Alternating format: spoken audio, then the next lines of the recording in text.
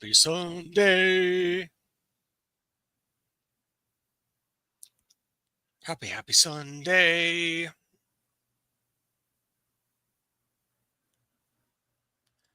How's everybody Sunday? It's a comic book day. We're in the 1940. All right. Yeah, unfortunately, YouTube was a little slow on the uptake. Oh my! At least on my setup bars up here. Yeah, I'm just watching the timer. That's it. Yeah. That's about it. Yeah. Hello. Hello, everybody. Well, today is Sunday, July the 13th, 2025. Welcome to the Mikestaand. Of course, this is our weekly look back down comics history lane. So this week we'll be, of course, looking at comics that went on sale in June of 1940. This week we'll be focusing in on books that went on sale from what we know of now today as Arche Comics, what was known at that point in time as MLJ Enterprises. Right. And before we get too deep into what we're going to be going over, I'm going to hand it over to my co-host for the evening, give him a chance to introduce himself and promote anything, share any links. Just with a quick reminder to everybody, a quick friendly reminder that if you haven't already, if you guys can help out by liking and sharing the stream, see if we can get some more friendly people in here to engage, that'd be appreciated. Also, if anything here we talk about grabs your attention, feel free to comment and or ask questions, and we will try to answer the questions to the best of our ability. With that being said, Apex, I hand it off to you. You know the shtick, right? Hi, Brett Cantrell, also known as Apex Comics and the interwebs. And of course, I'm going still with my campaign, still funding is FinBat Volume 1 on Fund My Comic. Appreciate it if you visit fundmycomic.com. Check out FinBat Volume 1. You can get the unlocked variant cover by Dan Flawless Lawless. And I'm not able to share anything right now since my web pages are not working functionally. All right. So, well, if you can talk to the chat for just a moment, but once I get my laptop fixed, however that goes, regain my web pages, my Windows pages. So hopefully I'll get that real soon. Ugh.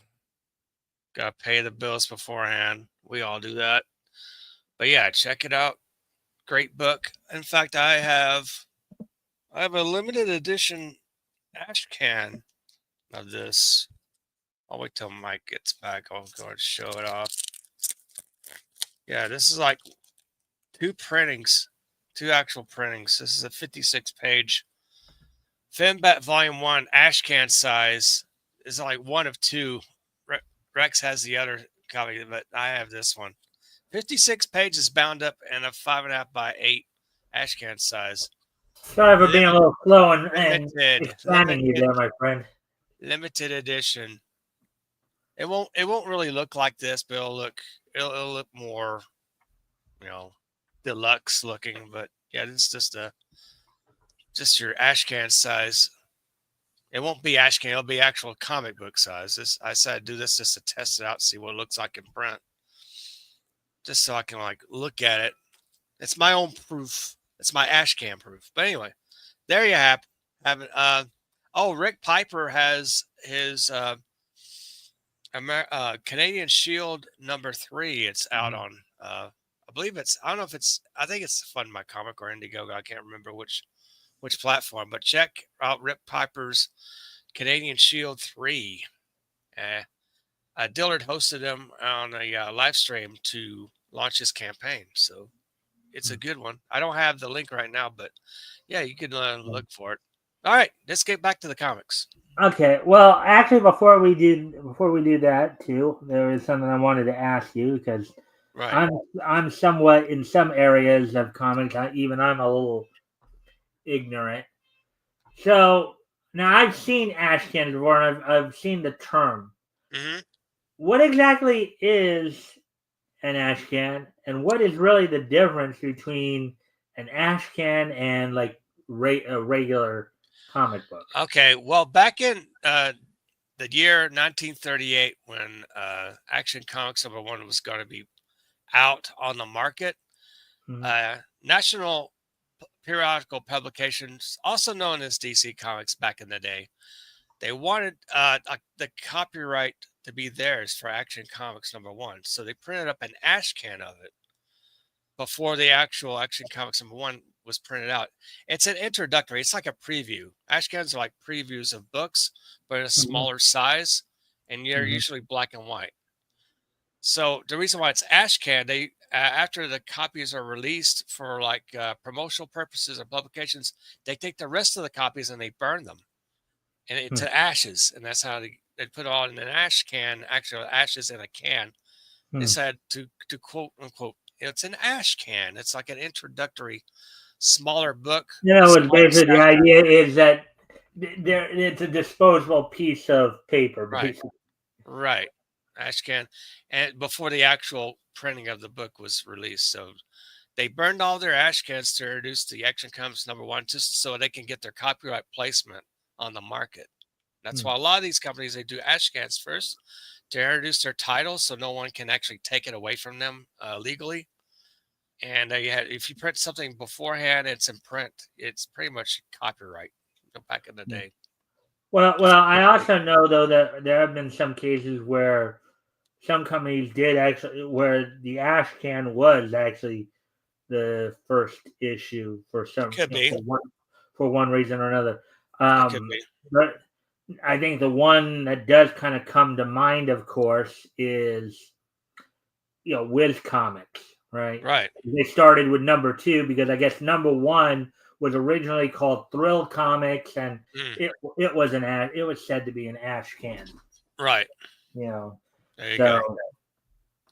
So anyway, I mean, I've heard the term. I've seen I've seen some ash cans, but yeah. never it just was never something that I thought too much about. But I think it might as well ask. Might be an interesting little education for.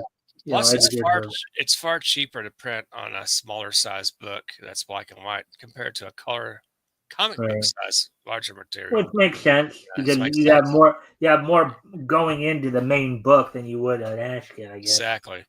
All right, let's get to the comics. I'm excited. excited. Let's tell everybody what we're going to be reading. There'll be a little bit more detail on what we're going to be reading tonight. As I did mention, we'll be focusing in on what we know today as Arche Comics, what was known then as MLJ Enterprises. We'll be, of course, reading through Super Wizard Comic or Shield Wizard Comics #1, Top Notch #8, and then Pep and Zip #7, Pep #7, and Zip #7. We'll be going over. We'll be, of course, reading the origin story of the Shield. Then we'll be also be reading the origin story of Archie's Firefly, and the reason I say that because I know if I just said Firefly, most people would probably already be thinking Garfield Lens, but no, or that Firefly TV show with Nathan Fillion. Back in the late 90s, early 2000s, the sci-fi show. Yeah, but there was a character named Firefly in Archie Comics. Harley Hudson, for wrestling fans out there, particularly current wrestling fans, this is obviously not the same Harley Hudson who is the current British female professional wrestler signed to TNA. So, TNA. I like the TNA. It's all good. Well, in this case, TNA stands for Total Nonstop Action, not the other thing you're probably thinking. But I know people made that joke. I know people made that joke. So, amen. Anyways, so, and then also we'll be reading, of course, from the Press Guardian and Nevada Jones as well. But of course, before we get to the actual readings, let's introduce you guys to a couple of characters here. Firefly is going to be one of them, but even before we talk about Firefly here, let me introduce everybody to Roy Carter, aka Roy, Roy the Superboy. I've heard of that guy. Yeah. Well, as I mentioned to you before the show, Roy the Superboy was basically the ward, I believe, of the Wizard. So they say here Roy, the original Roy Carter, Earth MLJ. Right. All right. Roy was formerly an orphaned shoeshine boy, but he was taken in by Blaine Whitney, secretly a crime fighter known as the Wizard. Hmm. The Wizard saw potential in the boy and trained him as his sidekick. So from that day on, Roy was Roy the Superboy. You like the alliteration right there, Oh yeah. Oh yeah. as they did with many of the characters back in this time, right? Right. He later formed the team known as the Boy Buddies with Hmm. fellow sidekick Dusty the Boy Detective. Okay. Boy Buddy, get some of these names. Boy Buddies, Roy the Superboy. Yeah, it's Dusty, it's innocent back in those days, right? yeah. Compared to what it is now. Yeah. Oh, I'm not saying anything bad about it. I'm I just know. I know. Yeah. that's the real name Roy Carter, alias Roy the Superboy, relatives Blaine Whitney, legal guardian, affiliation, former sidekick of the Wizard and Boy Buddies, Mm-hmm. secret identity, American citizenship, single, former occupation, former Shoeshine Boy, male, blonde hair, human, Earth MLJ. Mm-hmm. And for whatever reason, this went like kind of like this. This wasn't like this before. No powers. He just. But like a lot of these sidekicks, they were just very well trained by those who took Yeah. them under their wings. They had a lot of focus, a lot of tenacity, and they want to get the job of crime fighting done. You know. So they would be trained in Yeah. many different Oh yeah. forms of martial arts and all Yeah, that. you have to be. It seems like back in those times, any guy or girl can like go out with a cape and a mask. Like, some of them don't even have training. Like, what are you doing out there in crime alley dressed in a cape? Maybe it could have been a tablecloth, or it could be a paper sack for a mask. You're asking to get killed. It's good to have that training, kids, before you go out there and do any crime fighting. I Well, wouldn't suggest it to anyone. I think back in the 30s though, some of the I mean, we've heard that some of these guys did in fact have at least some basic combat. Skill. They can Yeah, handle themselves in a fight most of the time. yeah, that's Now we good. know in the cases like guys like Bruce Wayne and Yeah, maybe even Wesley Dodds to kind of a slightly lesser degree, they right. would they actually did have some legit. Bruce Wayne we know went around the world and trained in many different martial forms of martial arts. Yeah, I Uh, think the Sandman character, it could really work today because you have sleeping gas pellets and a little gun. You're not really killing anyone; you're just putting them to sleep. You mhm, put a whole crime mob to sleep in front of you. You just, okay, tie the guys up and call the police. There you go. They're directly go mm, to jail.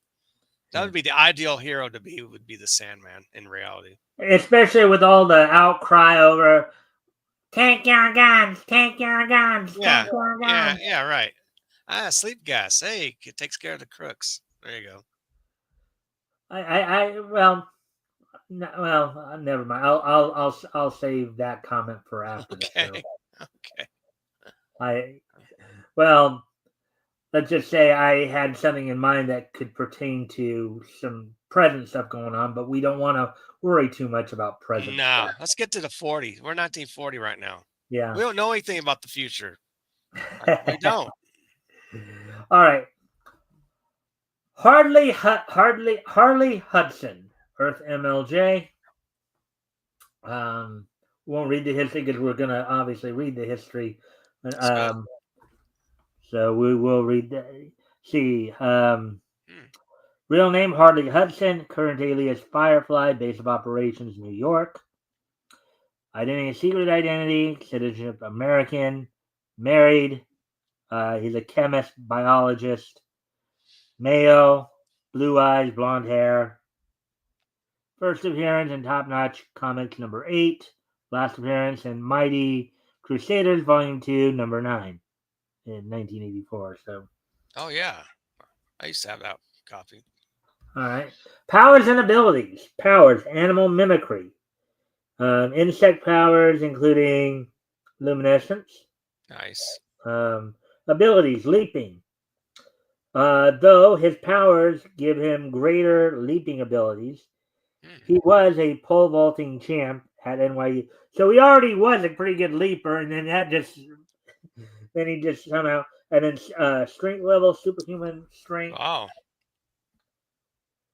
paraphernalia. Well, for all we know, he probably has the proportional, you know, proportional abilities of a man-sized, firefly. Probably, Yes. I'm guessing. Right. Let's see. Transportation, fireflyer. Combination of an airplane and a glider. Nice. All right. All right. So that's it for the intro stuff. So we will now, of course, get over to. So the first stories I said we're going to do tonight is wrong page, of course.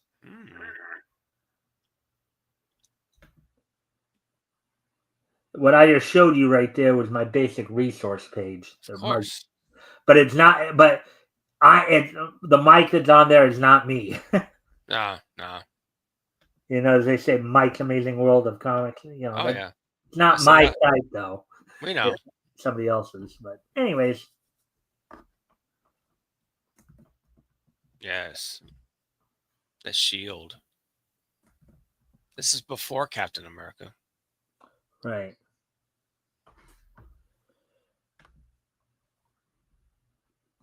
That's kind of funny because and you probably know a little bit more about this than I do, but I think sometime in that stretch they made kind of the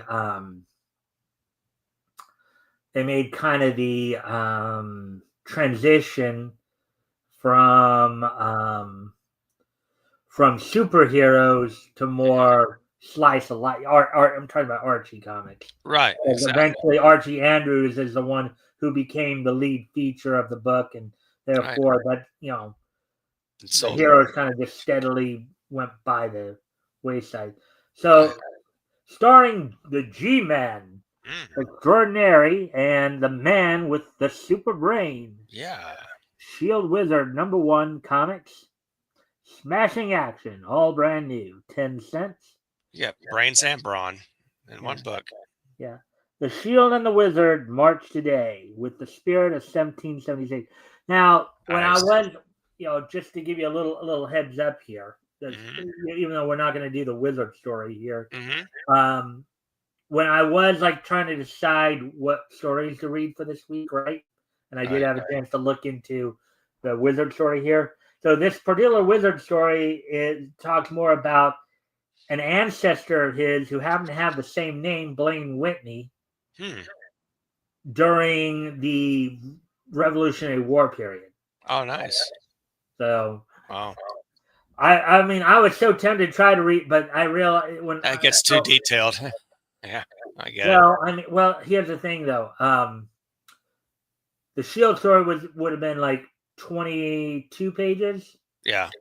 And then the Wizards, so the Shield stories over two separate stories basically combined into one, basically, because there's a part 1 and a part 2, and then there's kind of a 3-parter Wizard story. So I figured that would have been too much. Too much, yeah, it would. And then 4 of the fastest selling comic magazines. Really?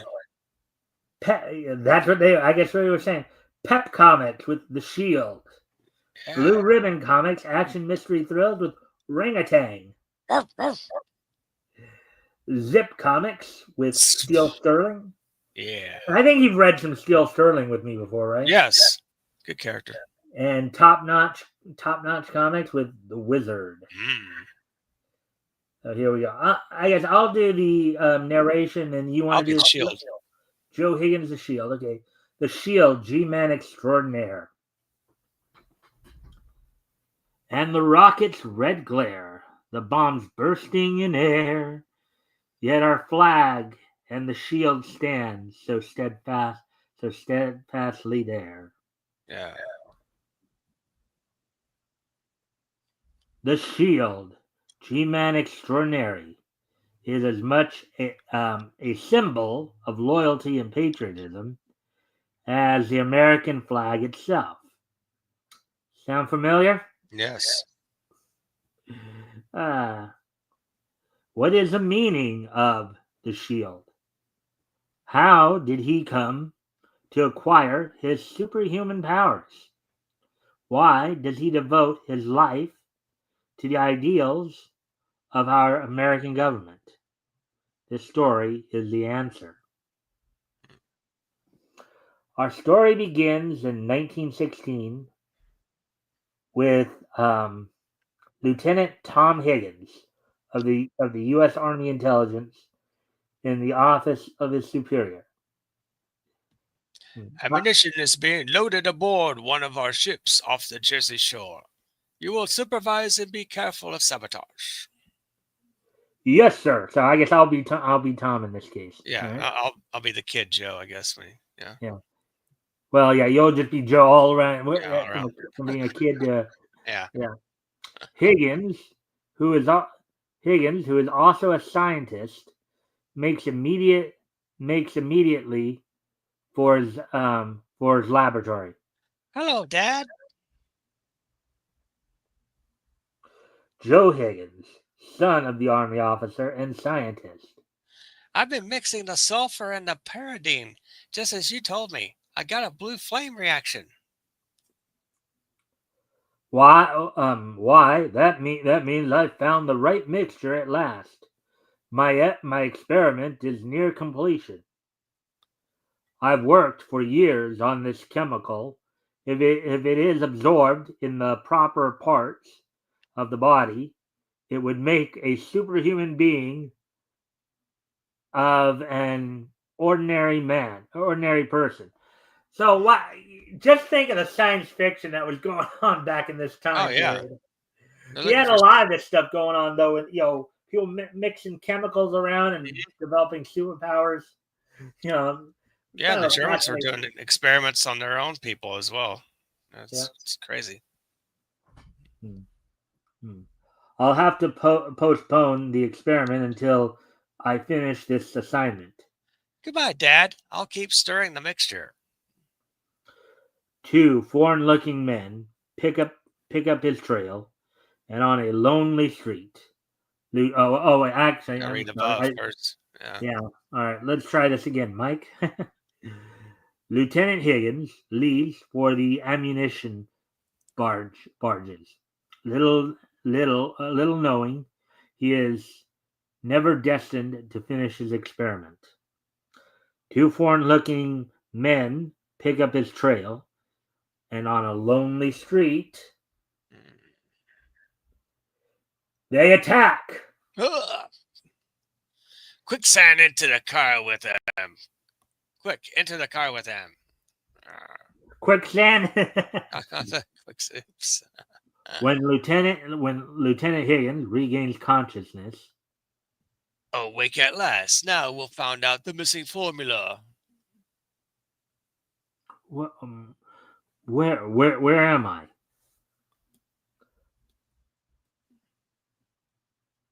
We kidnapped you so that our agents can blow up the... Wait, hold on. Is that... Okay, that's the villain first, right? We kidnapped you so that our agents can blow up the ammunition barges. But this discovery we found on you will be of much greater importance to our government. I'll never tell you the missing formula. Lieutenant Higgins makes a desperate break for liberty. Then you die, Himmel! Guess again. Out the window I must go. Don't let him escape! I've got to get to those ammunition barges before they can do any damage. Lieutenant Higgins soon arrives at the waterfront. I'll have to use this rowboat. Hey, you can't. Tell it to the Marines. As Lieutenant Higgins nears the barges, he sees those fellows jumping off the barge must be the spies. That means Lieutenant Higgins arrives too late, and his own craft is blasted to splinters by the terrific explosion. That was actually kind of a common phrase back then. I mean, I know I've heard it in some of the cartoons around the late 30s, 40s cartoons too. Yeah. Blasted to splinters or blasted to smithereens. That was another variation of it. Yeah. Do you remember? So that was the exploding ammunition hits the other ammunition barge, and a second catastrophe follows. Extra! Read all about the Black Tom explosion. Lieutenant Higgins' failure to carry out orders blamed. Later, an extra hits the street. Now, I should have probably read that before, but I know. but no problem. But here's the thing. Here's a bit of a kind of a head scratcher, right? Because you just kind of read that out too. Right. Naturally, a lot of these government assignments like that would be secret. They would be. So how would this news guy? Why would they be reporting that? You gotta wonder, how do they get their information? Oh boy, that's scary. Well, if this is a newsboy, it's in the paper. So how did the newspaper get it? God, how did they get it? I don't know. That's because a different story. I doubt very seriously they'd be telling news people that. Oh yeah, even just maybe like years after the fact, maybe. Yeah, well, how they know like a day later, but not this close after the fact. Gosh, boy, that's crazy. All right, so there we go. Yeah, well, Metal and I talk a lot about these situations when that happens. So, and I'm sure if you've been on when Metal and I are on, you probably have heard us talking about some of that stuff. How some of those leaps in logic there, as we call them. Anyways, in the hospital, mortally wounded, Lieutenant Higgins calls for his son and his best friend J.E. Now, who do you think J.E. Hoover is? Herbert Hoover, the CIA guy. J. Edgar Hoover. J. Edgar Hoover. J. Edgar. You said Herbert Hoover. That's why I was like. Well, yeah, J. Edgar Hoover. Yeah, there are two Hoovers. That's right. Yeah. All right. You believe I was kidnapped, don't you? Yes, Dad. Me too, Tom. Okay, I would have done the other guy, but that's right. Tom Higgins asked his son to bend close and gasp out anatomy formula SHIELD.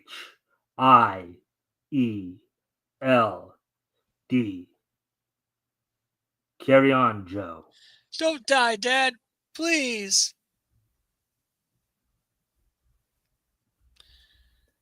He's dead, Joe.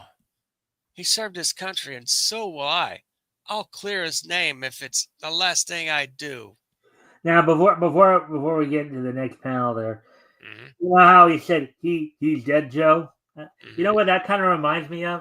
He's dead, Jim. He's dead, Jim. Yeah, I mean, it reminds me of Dr. McCoy. I know that's been kind of said several times, kind of bit, but you got it right. It reminded me of Dr. McCoy in that scenario. Right. Anyway, okay, so anyway, young Joe Higgins, his resolution firmly cemented on his heart, devotes himself to the study of chemistry.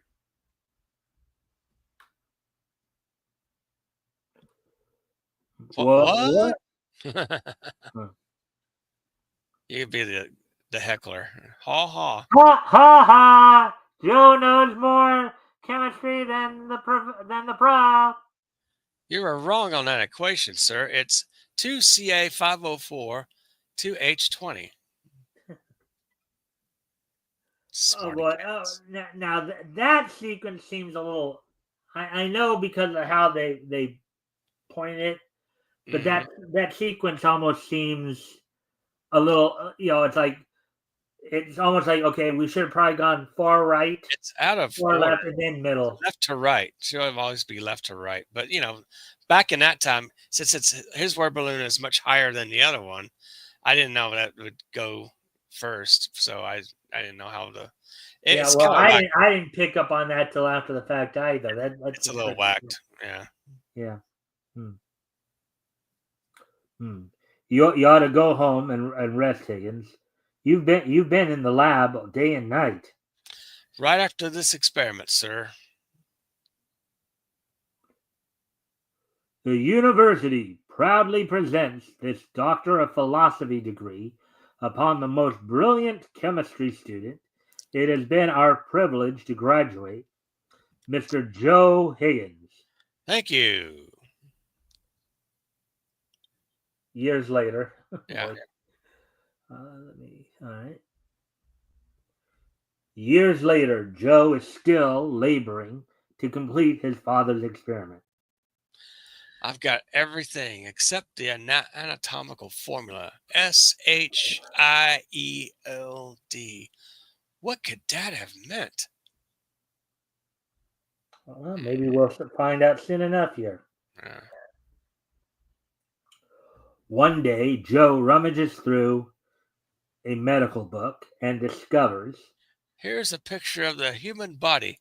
Great ghosts! Can it be? It must be. SHELD. I've got it. IELD. ELD. Yeah. This skin tight suit will help my pores absorb this chemical. Now for that medical book again.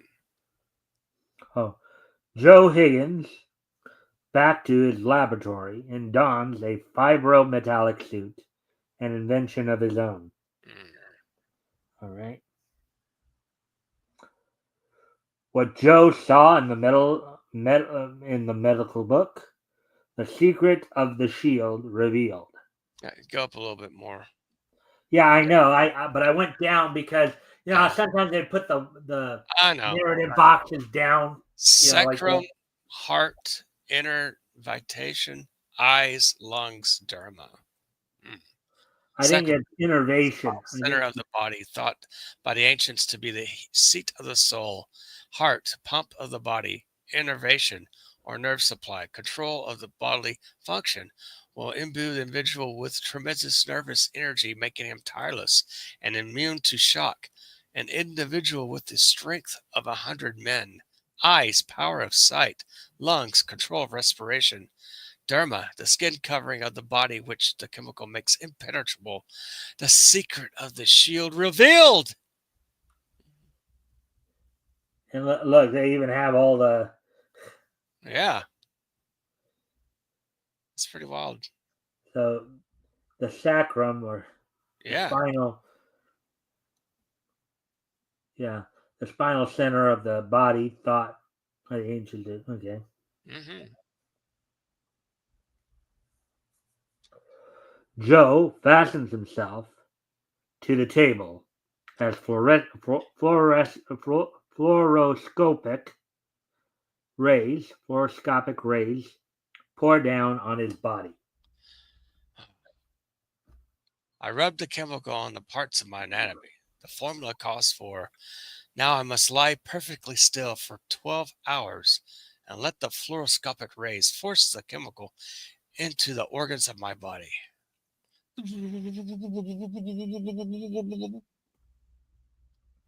The shield is born. Fate has decreed it.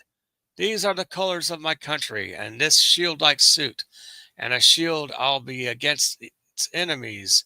The stars I've painted on will be symbols of my creed: truth, courage, patriotism, and justice. Hmm. Yeah, so this whole story started back in 1916, right? That's what they said, which would have been around the time of World War One. Right. Right So before it's over. 1916. So I'm just going back up for a moment because, Mhm. so, and looking at Joe right there, how old would you say he looks? He's like, look like maybe 9 years old, I think nine or 10. somewhere in there. Yeah. So that would meant he would have been born what He was in born in 1907. right. So now, if this story is taking place in real time, as it were, June of 1940, that would Hmm. have made him about 33 when in Yeah. present in the present time of this story. Right. Just as an interesting little tidbit there. Oh yeah. And I usually like to try to keep track of that stuff too whenever I'm following these stories. All right. Seeing how they progress over time and all that. Right. All right. Anyways, on to the next panel here. And now for the realization of his father's dream or death. 2,000 degrees of heat, and I still don't feel it. Here goes the next test.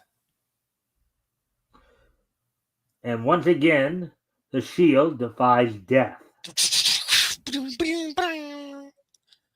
I had these moving steel walls specially built to test my strength.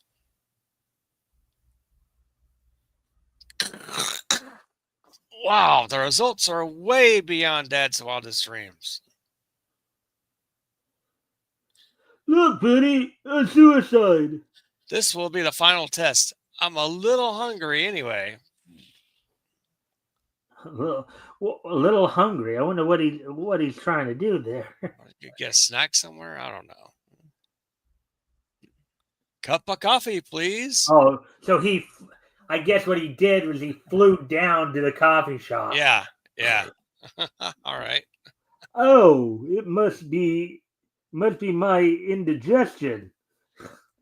Okay. Huh.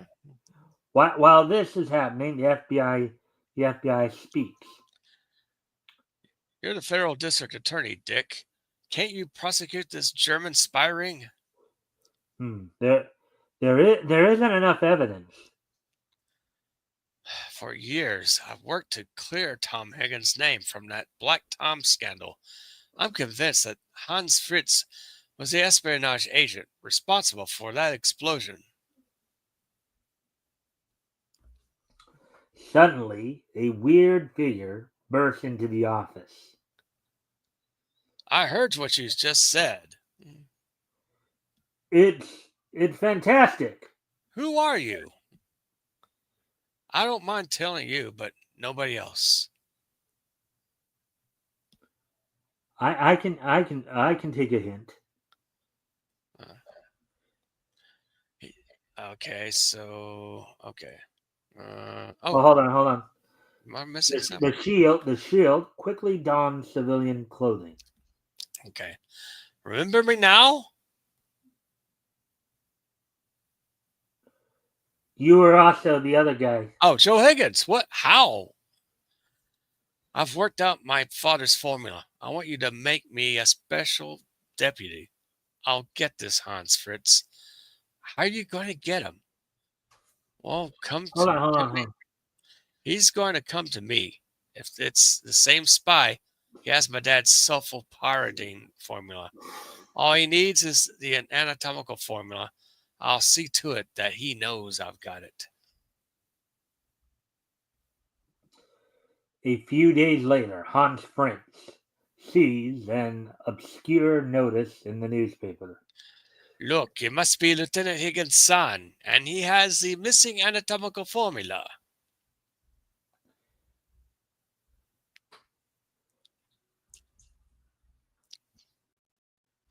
Since he just read off as Oh yeah. So let me one of the just country's foremost chemists, Joseph Higgins, submitted his annual report to the Chemist's Journal. Dr. Higgins has devoted many years to experiments begun by his father, but without any great success. The first part of the formula was lost, and Dr. Higgins has been unable to match it with the second part, which he has in his possession. Hmm. Tonight, we get the anatomical formula for the fatherland. Deutschland über alles. Yeah. That night. Shh. This is Higgins's room. We'll make quick work of him. Suddenly, I've been expecting you, boys. Hack lieber! All right, now. Start talking. Where does Hans Fritz hang out? Hey, never tell! Okay, then. Wait here on this hook while I entertain your friend. Deduct! oh, look at that. Dude doesn't probably want to move around too much on that hook, because if that hook breaks... I let go of the grip. Yeah. Meanwhile, the other spy attacks from behind. This fixes you. Did you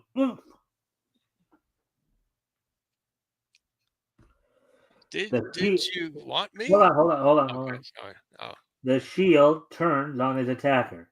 Did you want me? You're a demon. You need a little. He hoists him out the window. You need a little air too. Aye! And leaps after him. Wait for me. That's got to be something. Dude gets thrown out of the window, and then the guy that's thrown out of the window jumps after him. Nice. The shield lands before the spy and... Ready to talk now, or do you want another ride? No, Fritz is at 23 Maple Street. As the shield proceeds immediately, Maple Street. I must warn Fritz of this demon. Hans Fritz is warned of the shield's approach. What? He is thrust in a shield? He must have worked out the formula. We've been tricked.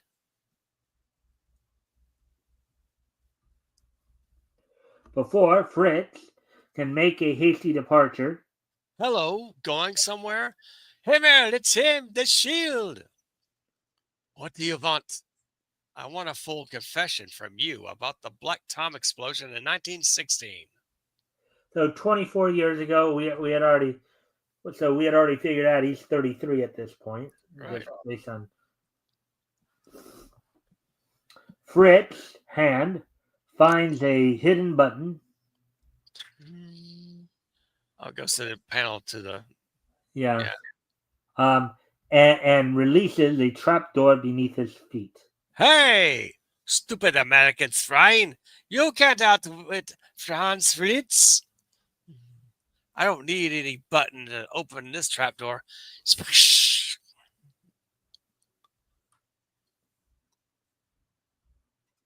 That one right there.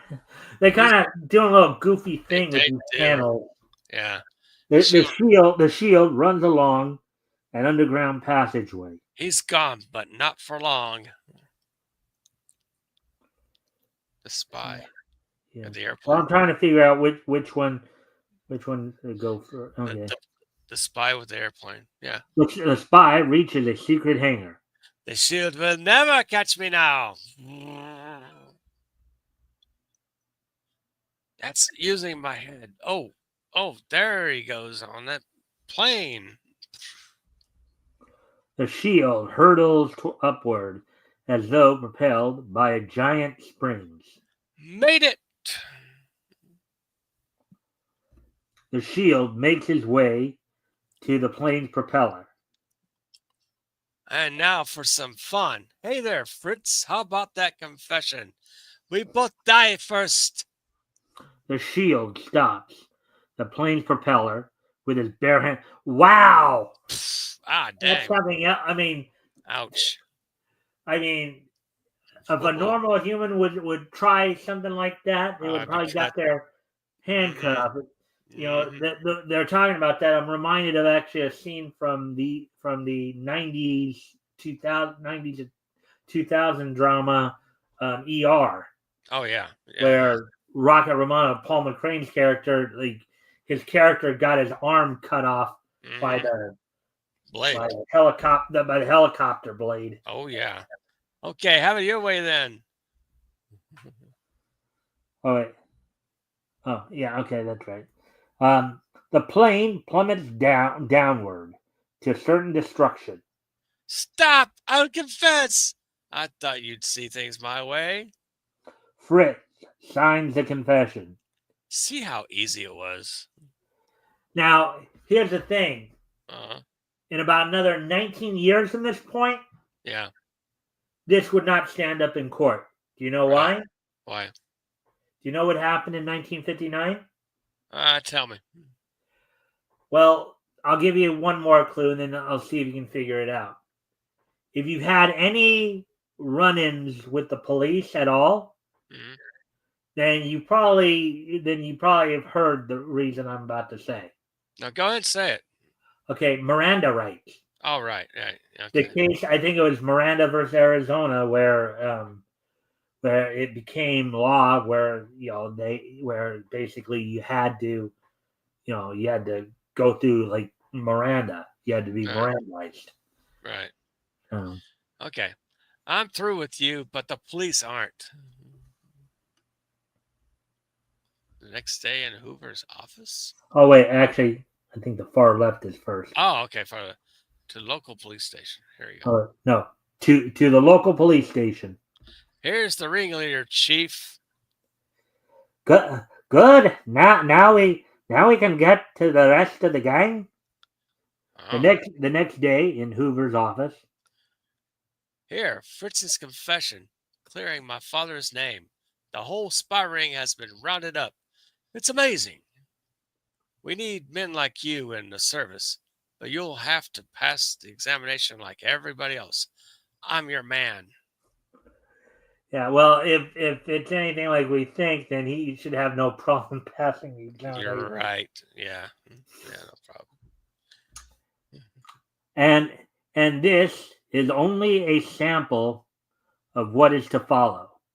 There never has been a more potent force for justice in the history of the world than the Shield, performing legendary feats of strength, immune to the greatest of man-known shocks, tireless yet ever human.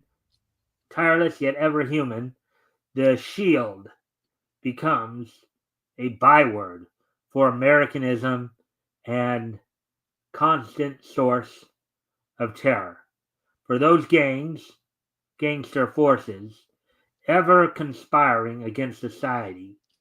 Now for another adventure of the G-Man extraordinaire. Yeah. And they said this like part 2, so that's why I was going to read both of them here. Yeah. Have us read both of them. Mm-hmm. The Shield, G-Man extraordinary. Yes. In the office of the FBI. The FBI service needs men like you, Joe. But you'll have to take the exams just like anybody else. I'll do it.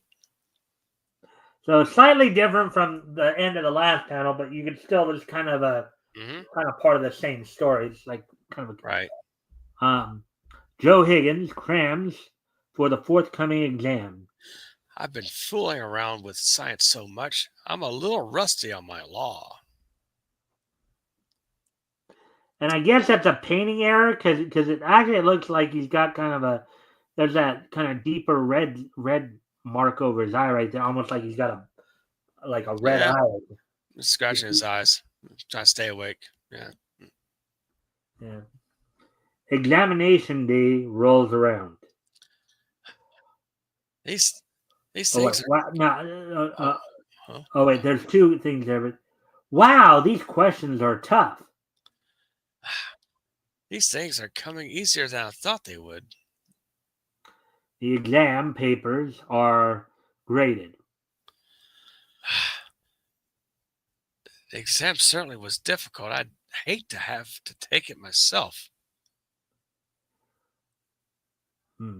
Look at this paper submitted by Joe Higgins.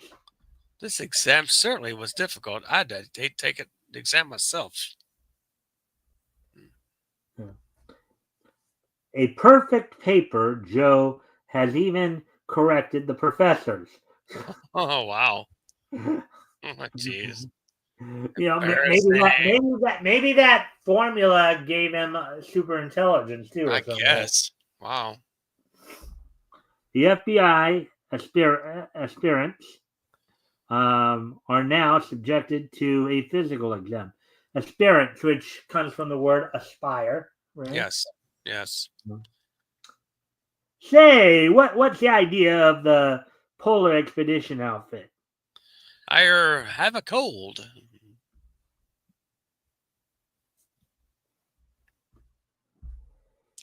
A wise guy, huh? Well, I might as well demonstrate on you. Ever boxed before? A little. Let's see where this. Yeah, I think we go right, then left, then right again. So Yeah. Yeah. okay, boys, watch Jiu-Jitsu Watson close and learn a few things. Oh boy. Choo-choo Oh Watson. boy. I could just hear Taz right now going eight boo boo.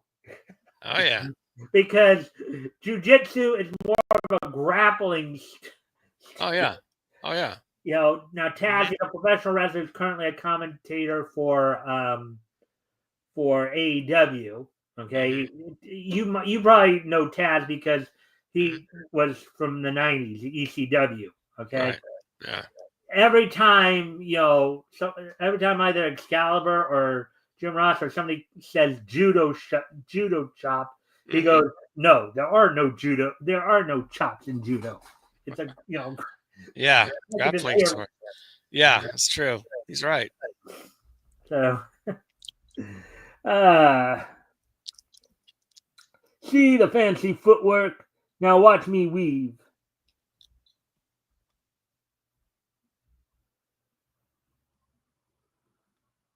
Choo-choo lands a haymaker. Oh yeah, that's it. Juju lands a hay. I'm sorry, I was like, oh wait. Oh, Juju lands a haymaker. I'm not sure if that was spoken or not, but it doesn't make any difference because I'm narrating this thing. Right. Right. Oh, me hand. I see what you mean, Mr. Watson. And now wrestling. All right, you come here. You gotta have more than a granite chin for this. Who, me? It's a shame to take advantage of you this way, but those boys got to learn some jujitsu. That's okay. And again, another case, and it's something you've heard me and Metal talk about quite a bit. Right. Another case where the authors and the comic creators here once again show us their limited level of knowledge on, like, they may be great storytellers, they may be great artists, but when it comes to knowing anything beyond that, Yeah, the guys come up quite a bit short at times. Oh yeah.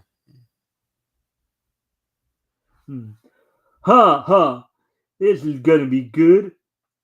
But a jerk of his iron muscled neck, and is this the way to break that hole, Mr. Watson? help! I hope I didn't hurt you, sir.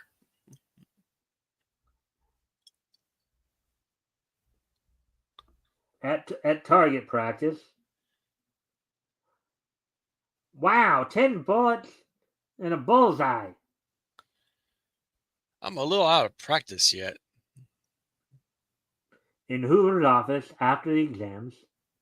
Congratulations, Joe. Juju tells me you came through with flying colors. Oh, he's got. Okay, that's you. Oh yeah. Oh, he's got a lot to learn yet, Chief. But I'll teach him. Just then. Here, what's this? You've got me to help me. You got to help me.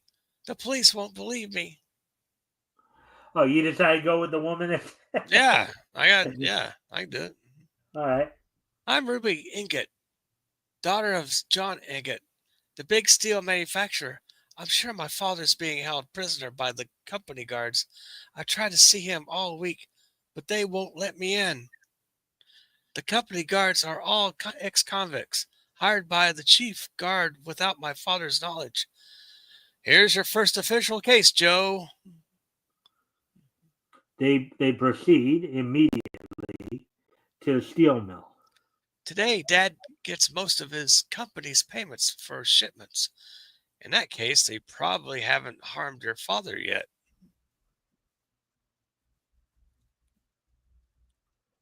And soon arrive.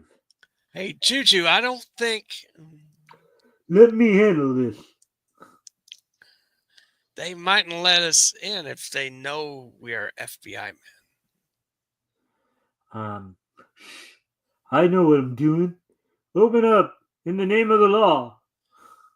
Oh, Yeah, announce here to the police. Announce here to the police. Like that. yeah, I think I'm doing this guy's voice correctly. This guy's that's coming. fine. That's Huh? fine. That's good. Yeah.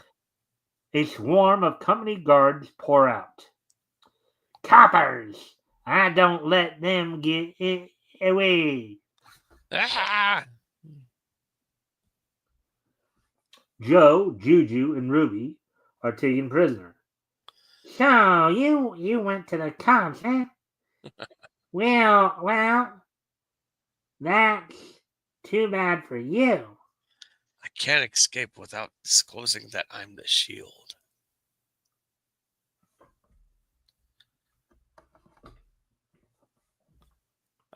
Where are there all the steel workers? We saw to it that old man Ingot gave them the day off. Today we collect the dough and clear out. The prisoners are brought before a huge furnace. Throw this one in here. We'll give the others an acid bath. That's murder. Yeah, and you're gonna get murdered too, little girl. At least if those guys have anything to say about it. Mm-hmm. That finishes him. That mug's coming too. Bop him one, and he'll be easier to handle. Help!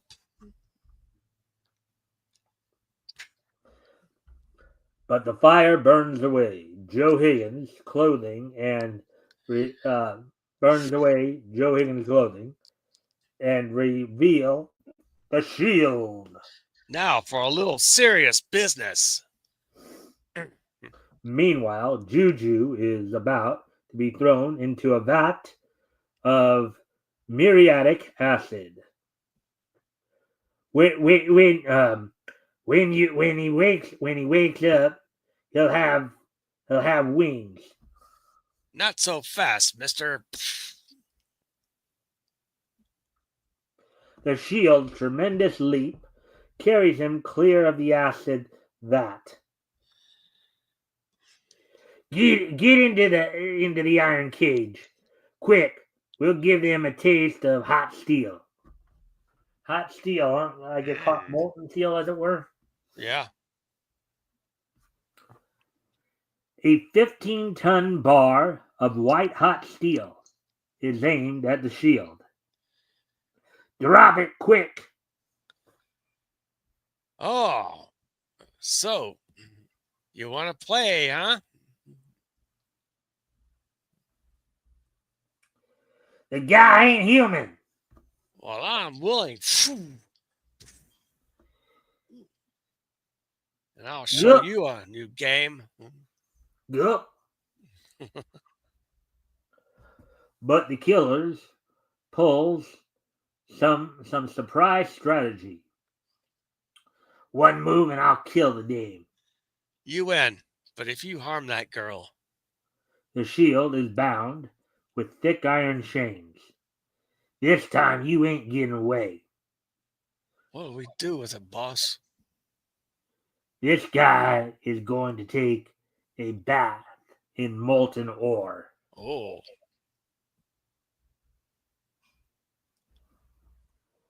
Can even the shield withstand 5,000 degrees of searing heat from the molten iron ore?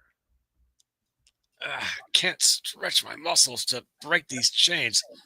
If I can only manage to tip this bucket. The cable sets off an automatic release, and the funnel begins to pour its scorching load of death. Scorching load of death. What a way to Oh, say it, huh? that does it. My weight has tipped the bucket to one side, and it's pouring ore to keep it that way. The sizzling ore glancing off the bucket gives sufficient heat to melt the shield bonds. How was a close shave? The shield rips the bucket from the cable. Now for some action. I'll fill this thing with some hot. That's me. Oh, sorry. I'll fill this thing with some hot stuff and have some fun. Sorry about that. Sorry.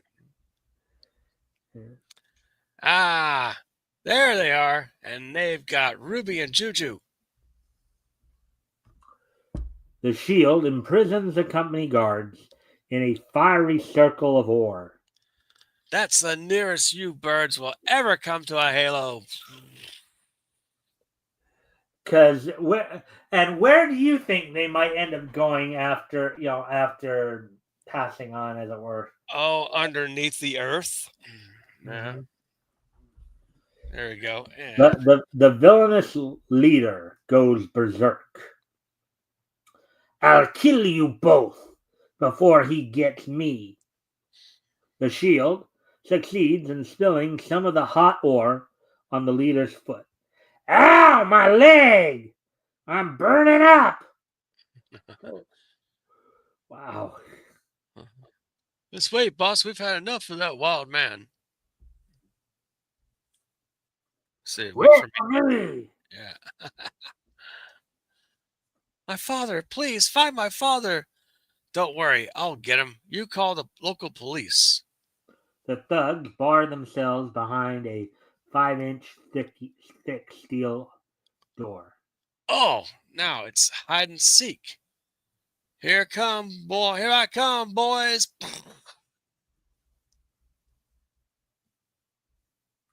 And this is for Juju, and this for Ruby, and this. And now, maybe you're ready to talk. Where's John Ingot? In the shack in the freight yard. The shield immediately returns to Juju. Hey, will you keep awake long enough to get these boys out of here? What? Yeah, sure. The shield carries Juju to an ore loading freight car. Gosh, he's still out cold. I guess you can handle these birds from here on. This is where I get off. The local police arrive. Look, Mac, that guy's got them all single-handed. Juju finally regains full consciousness. Congratulations, you did a wonderful job. Who, me? Nothing to it. All in the line of duty. Just then, Joe Higgins returns dressed in steelworker overalls. Father, thank heavens you're safe. This young fellow freed me.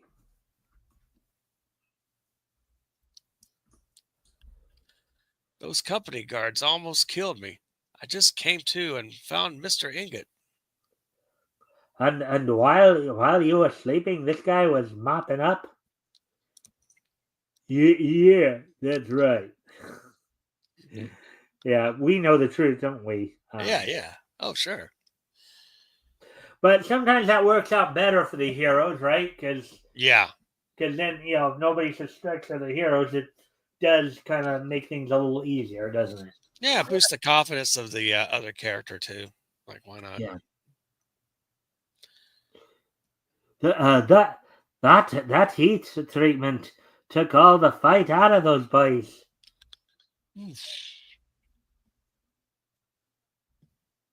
Help us! Get us off of here! This thing. Another group of guards race along rollers from which they cannot escape. Ha ha! Look at them run. They gotta keep going on that thing. Sure. Sure. If they stop, they'll roll back into the steel press. That would flatten them into pancakes. Kind of reminds me of George and Astro, doesn't it? Oh, it does. Yeah. Yeah. Hmm. Betty introduces her father to the G-men. I can't thank you enough. You saved my life. Well, Juju did most of the work. You helped you helped some kid. You see, kid, it's just like I always say. You gotta be on your toes all the time in this racket. Sure, Juju. I can see it now.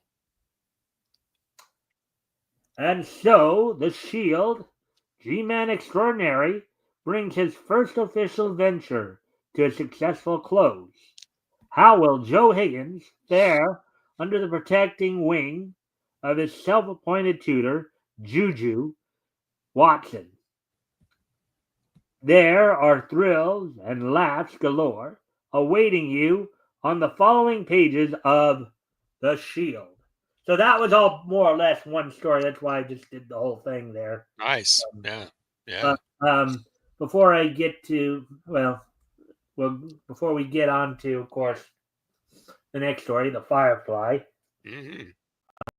and before I ask my question, of course, I got to check to see if we have any comments yet. Of course, friendly reminder for those in the chat, you guys can help out by liking and sharing the stream. See if we can get some more friendly people in here to engage. That'd be appreciated. Also, if anything here grabs your attention, feel free to comment or ask questions. We'll try to answer the question the best of our ability. So, as I said, I'm gonna get up here. So let's see. Before I do get to the next story, we actually had quite a few comments in there. We got so into the story there that let's see. Okay, so there we are there. Hey, Fitzgerald. Hey, everybody. Hey. What character are you talking about? Well, we're focusing in on the Shield from MLJ Enterprises, aka Arche Comics, Joe Higgins. And I saw that you thought it was Steve Rogers was created as a copy of the Shield. Yep. Well, I think you had a lot of patriotic heroes at the time. You also had Uncle Sam in Quality Comics too. So I'm sure most all the comic book companies at the time did have at least one Star Spangled clad hero in their arsenal, as it were. Hi all. Hey Rick. Right. So and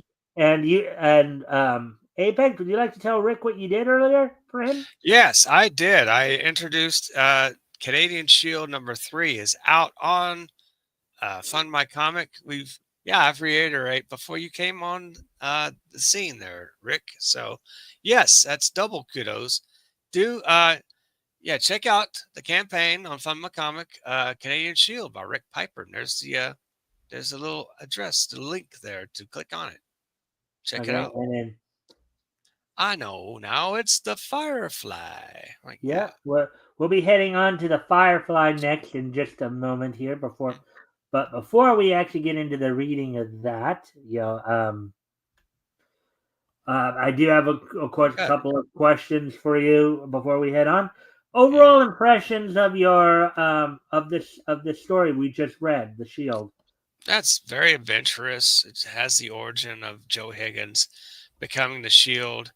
He's taken after he's trying to solve his father's death and to try to clear his father's name. And he does all those things. He accomplishes the goal. He becomes a superhero on the side as being an FBI agent. So it's a good dynamic story. All right. And actually, after I do get down to the Firefly story here, I'm going to need to go off camera for a moment. Sure. So if you can talk to the chat for a moment, keep them Yeah. entertained while I'm away. All right. So and we will get into that reading in a moment. I've got to go off camera here for All right. a moment or so. As soon as, of Right. course, I find the cursor and can get Yeah. to what I'm trying to get to here. Mm-hmm. All right, I'll be right back. So if you can talk to the chat for a moment. In fact, what I will do to kind of help things out a bit here. There you go. Yes.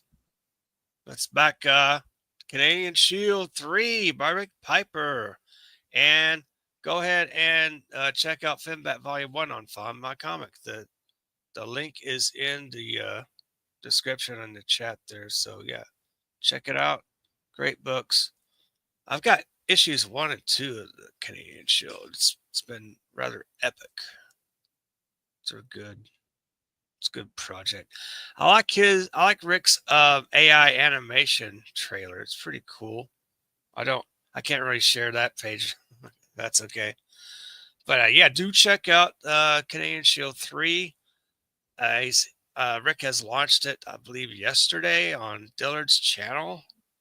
It's looks like a thrilling book. Yes, indeed.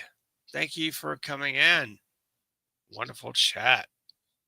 Got Fizz Chocho's, Cross Comics, Fizz, yeah, and the like. There may be more people later, but who knows? Such wonderful, bombastic titles that the 40s has offered. We're just covering the surface of 1940 throughout these months doing this. I do this I come in like every month, pretty much, and read some different Golden Age comics. Pretty cool. If only today's comics were as bombastic as the 1940s, you think sales would go up? You think something would be really cool? Something happening. Comics should be run by the fans and not weirdos from like different media, People who know their comics. That's the ones to buy from. And that's my opinion. There you go. I like the background. I got Zip Comics, you got the Shield Wizard. Next is the Firefly. Yes, and as we said earlier in our introduction, of course, this is MLJ Enterprises Firefly. I'll be the narrator. You could be Firefly. Okay. To just kind of remind people of the character here. Of course, Firefly, whose real name in this is Harley Hudson. Not to be confused with Garfield Lynn's Firefly from DC Comics. Also, for those who are professional wrestling fans from today's world of professional wrestling, this Harley Hudson is not to be confused with the current TNA British-born female professional wrestler, also named Harley Hudson.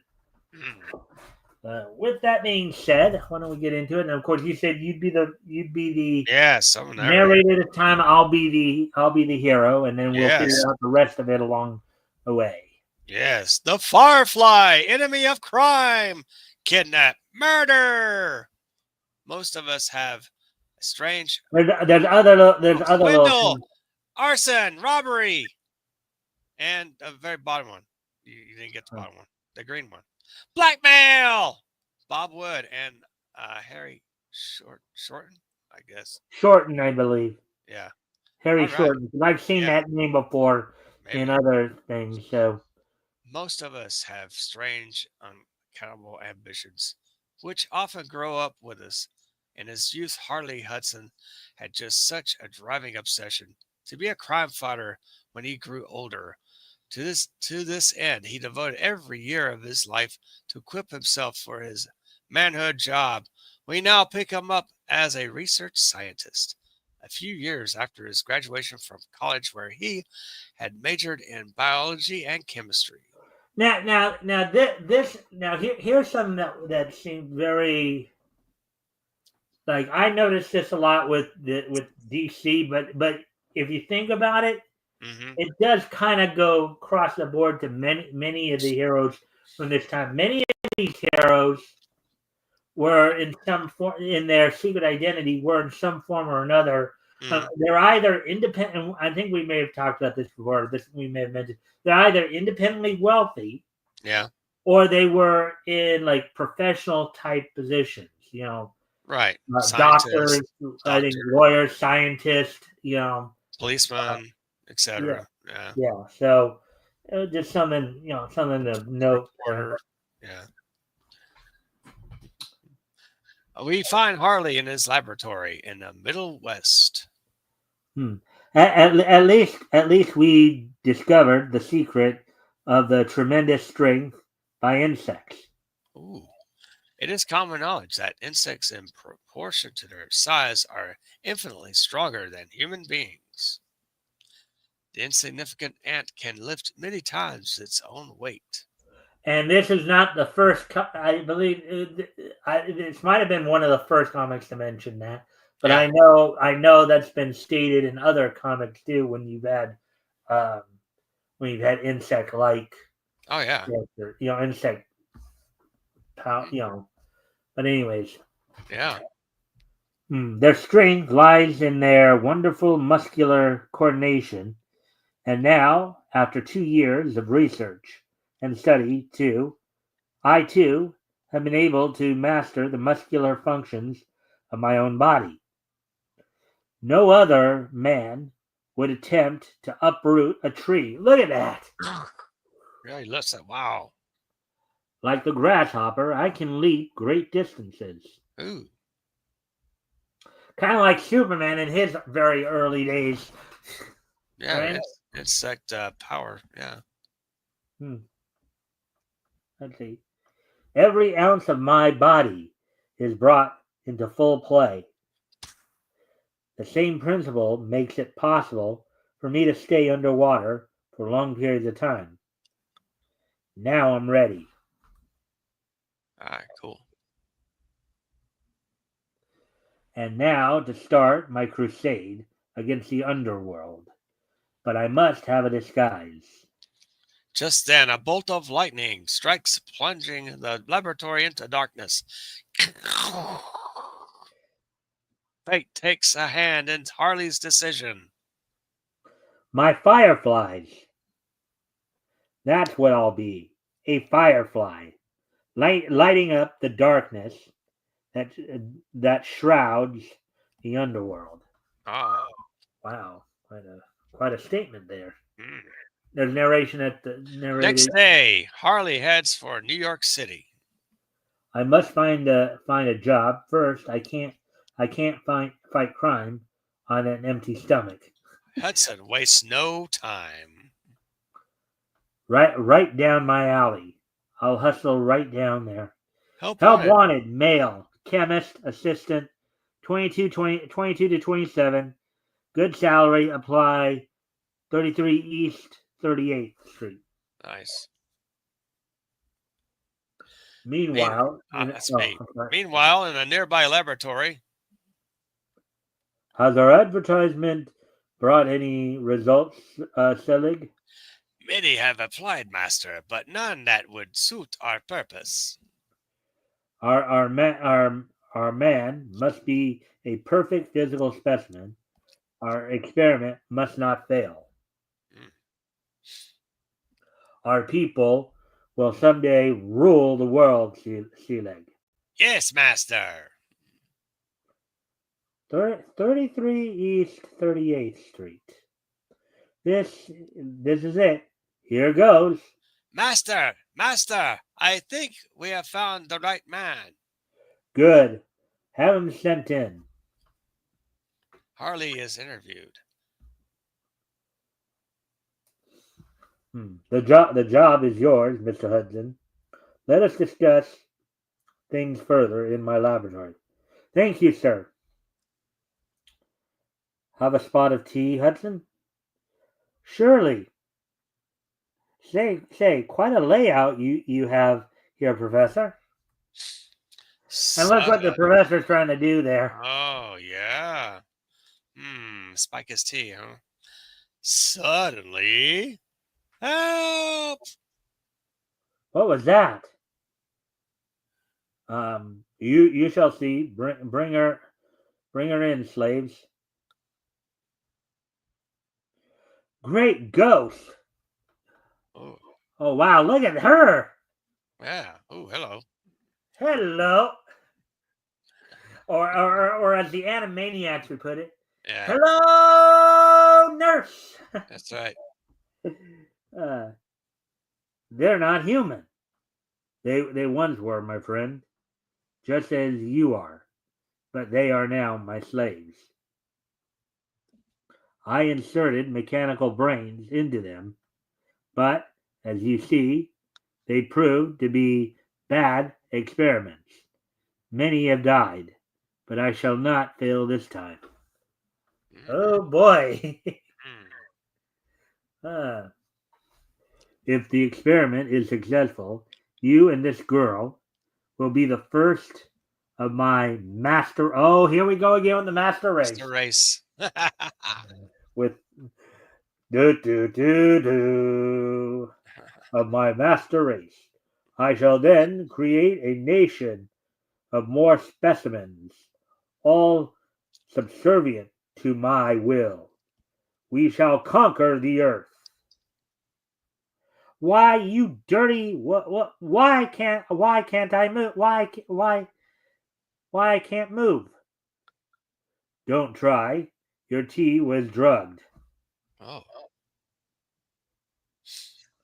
Your muscles are completely paralyzed, as though your brain is still active. We can now proceed with the experiment. Harley. Hold on before you go. You know what that sounds like to me? What? Suspended. Can you complete the phrase there? Oh, suspended animation? Right. Correct. Right. Go on. Harley and the girl are taken into the operating room.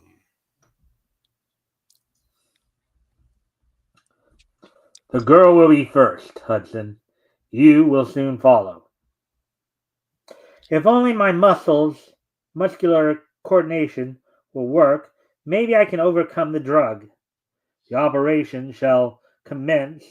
Out with the lights. Loud darkness reigns. It's working. I can feel the drug. It's working. I can feel the drug wearing off. Harley's strength returns, and he wrenches himself free. I've got to shed my clothes. Oof! He's loose. Lights, quick! But before the lights go on, the darkness glows with eerie light, and the firefly appears. Great Satan, what is this?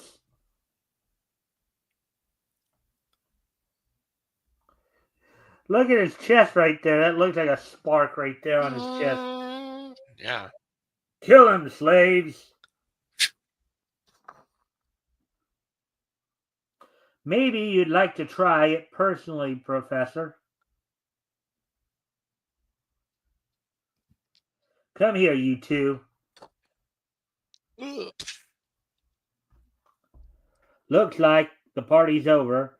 Now to free the girl. Oh, now we see an arrow after all the traipsing around we did. Yeah. Now there's an arrow. Oh. That guy means me no good. But as the tremendous leap carries him to his assailant. Another green man appears, firing from below. Come on, come on, you sniper. Let's go for a ride. The Firefly heaves his prisoner at the other green men below. Have you two boys met yet? Ooh. You boys are in. You boys and all are an awful bother. All right. Come on, miss. Oh yeah. Come on, miss. We're getting out of here. But the Mad Professor has one more trick. Oh, that one looks even worse. The worst of them all, doesn't it? I have work for you, Mongo. Mongo. That's a common name for a big guy, isn't it? Mongo. Well, you know that was Steve McMichael's nickname too. Yeah. The former NFL star and professional wrestler. Yep. I think this is the way out. Great heavens, look.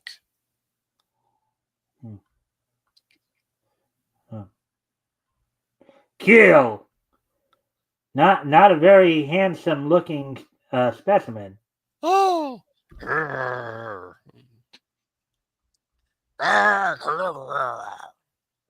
Help!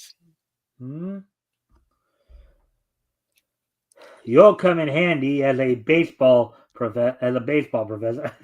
Oh, he's going to use the professor as a baseball.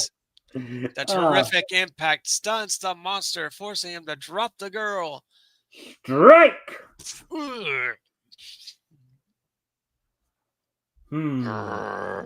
I think you've got a cavity in your tooth.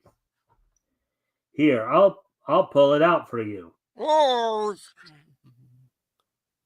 A 10-story drop should kill even a monster like you. How did you ever get mixed up in this? I'm a reporter. The entire police force is searching for the one responsible for all the disappearances.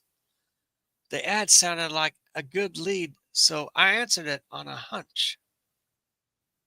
Well, he'll never murder anyone again. Good Lord, he's gone. As the Mad Professor escaped, will the Firefly prevent him from running amok and committing further ghastly crimes? The next issue, Top Notch Comics, will supply the answers to these gripping questions. Reserve your copy now! All right, so we're through that story. So before we, of course, before I move on to the Press Guardian and Pep Comics, overall impressions. Very good. Impressions there, Apex. It's good, entertaining comic strip or comic story. Yes, had all elements, science. It had a superhero Firefly. It had a big old hairy gorilla monster. That's pretty cool. Mm-hmm. Yeah. Gotta have a damsel thrown in. Yeah. And a pretty one, and a pretty one at that, right? Oh yeah, she's quite hot. Cool. Thank you, Apex. You might want to read this one because it was directed to you. Oh, yeah, you're welcome, Rick. Yeah. All right. Is the Firefly public domain, or is he still owned by Archie? I'm not sure. Yeah, chances are he probably is public domain by now, but I can't be. I obviously would not know because the Archie still owns MLJ. They still frequently use some of their heroes in some of their comics. Okay, so it's probably likely then that they still. It's probably they still own them. I'm thinking. Yeah. I just haven't seen. Obviously, yeah. As I mentioned earlier, of course, Archie went from superheroes to more the slice of life stuff once Archie Andrews became the lead feature. Yeah. Vischozo said the reason these characters were wealthy was to hit a nobleman knight archetype, and modern equivalent to a nobleman is a rich man. That's a good point. Yeah. Yeah.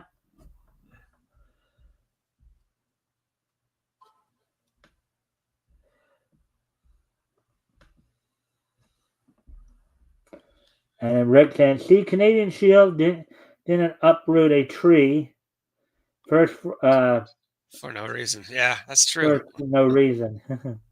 Yeah, good point. Why is there a knockoff Igor? I don't know. It seems like these writers just decide, oh, okay, here's a bizarre trusty sidekick. I was like, why not Igor? Why not someone similar to Igor? I guess they didn't have enough time to develop a side villain character, so I think they just kind of rushed it. Well, it is, and we kind of talked about this when a little bit too. There are certain archetypes that we see, or certain things that were copied by numerous, like when we were talking about the intro to Roy the Superboy, right? Right. Yeah. We were talking about how you did have a lot of, you had that was a popular thing too, where you'd have a number of characters in different comics taking on wards and then training them, of course, most notably in DC with Robin, the Boy Wonder, and Speedy, Roy Harper. But we've seen it we've seen it like Bucky Barnes and Captain America, Roy the Superboy with the Wizard here. Yeah, there's a lot of sidekicks. Butch with the Clock in Quality Comics. Yeah, another one. And then I think even Uncle Sam in Quality Comics had a young, like a young assistant. Yeah, it kind of inspires kids to be better themselves. Maybe one day they can be assistant to their dads, helping out with the chores, or like interns. Oh yeah, I'm also reminded of Our Man's Minutemen. Oh right, yeah. James Martin in particular, but and Thorndike.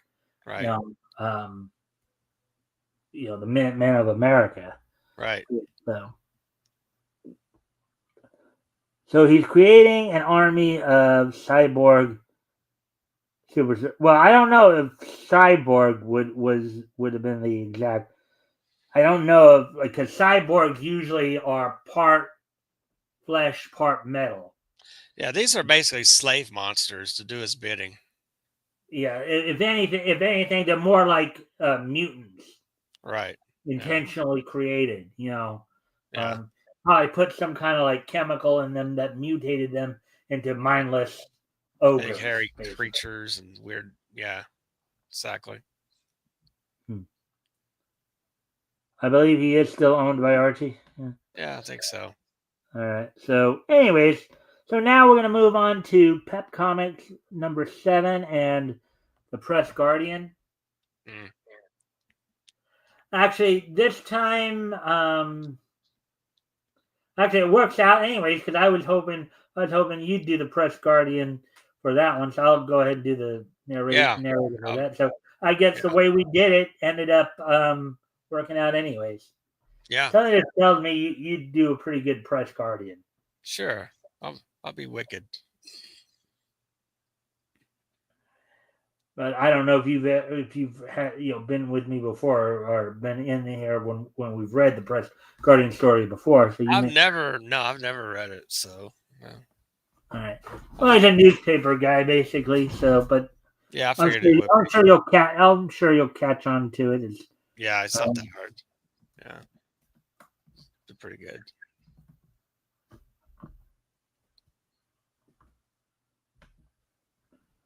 Number 7 here.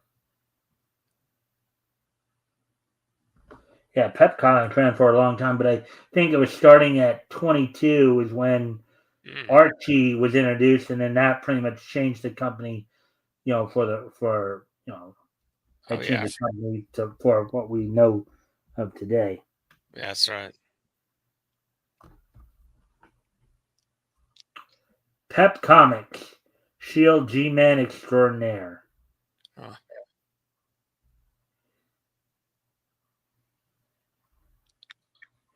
Oh yeah, this one had an interest. Well, I think it might have been this. I don't know. It was the Wizard story, the one with Roy the Superboy, right. Where we were once again introduced to the Monsconians. Okay. I don't know if you remember, but Metal and I did that mini series a while back. Comment. Yeah. And it was one of the first multi-feature, multi-book, Oh. multi-comic crossover. Mm-hmm. All right. Perry Chase, the Press Guardian. Only Cynthia Blake, Perry Chase's secretary, knows that Perry is the indomitable Press Guardian. In the last issue, the ambassador from Lanthea was kidnapped, and an imposter who was trying to run that nation's friendly nations with or trying to ruin that nation's friendly relations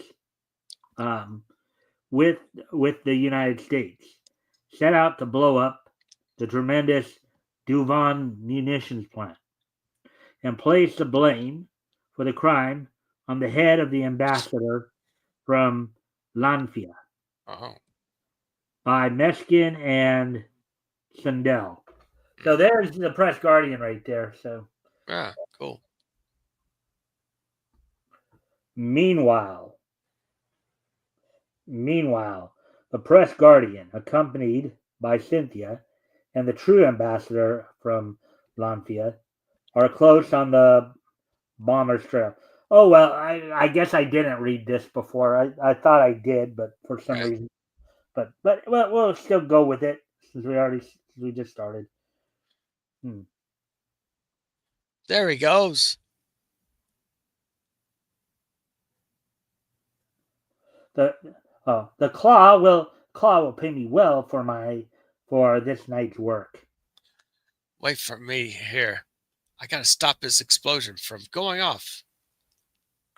As he enters the factory, the Press Guardian sees the fuse burning closer and closer to the barrels of gunpowder.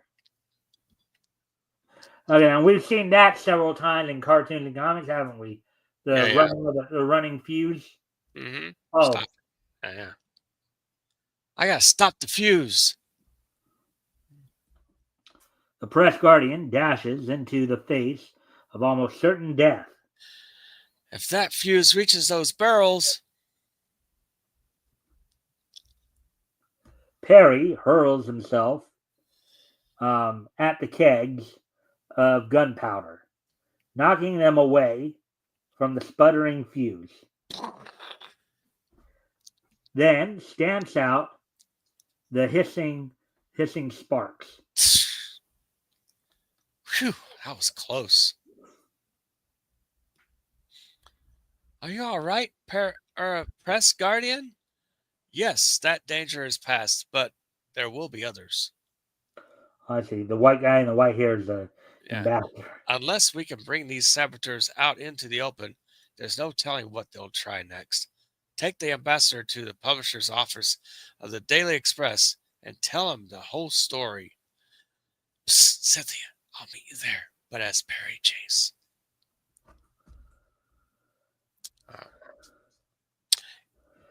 In the office of the publisher of the Daily Express, if you print that, you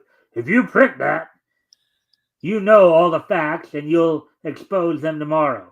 The gang will make an effort to silence you. Good. That will bring them out into the open, and we can expose them for what they are.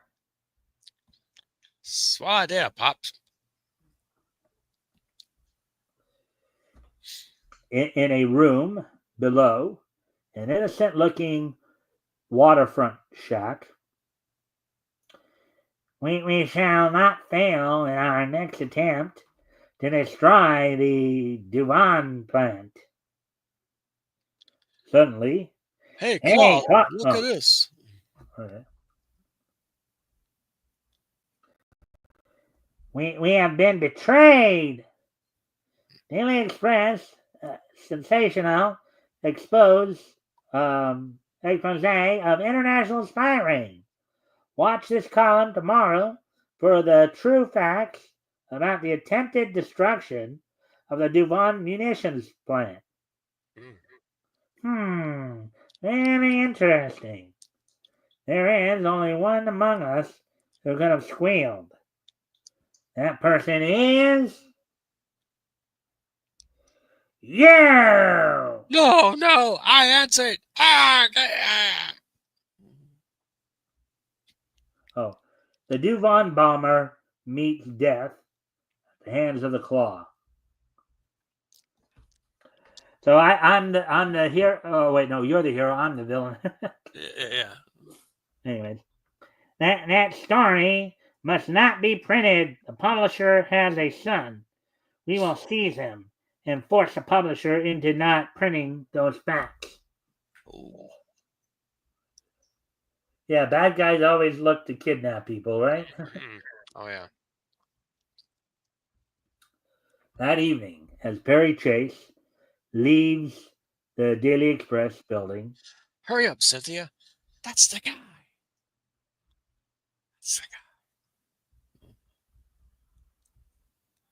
Start walking, buddy, toward the waterfront and keep your lip buttoned. Oh dear, gangsters, how terrible. As Cynthia steps out of the building. Uh-oh, Perry's getting action sooner than I thought. And he thought, but... Well, here goes. Good thing Perry gave me this gun.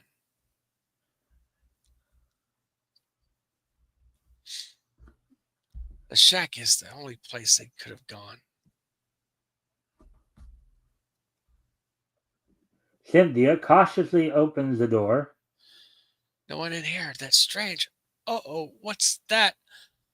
A trap door.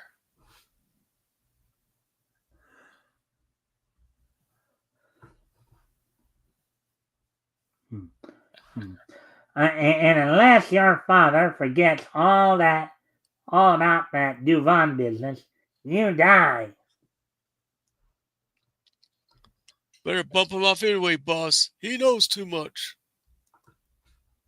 Suddenly, a shot rings out. I could have put that bullet through your head if I wanted to. Now untie him fast and drop that gun. You with the water on the brain. Water on the brain. There's another classic saying. Cripes a dame. And dame, she may be, but she shoots too well. Release young Chase.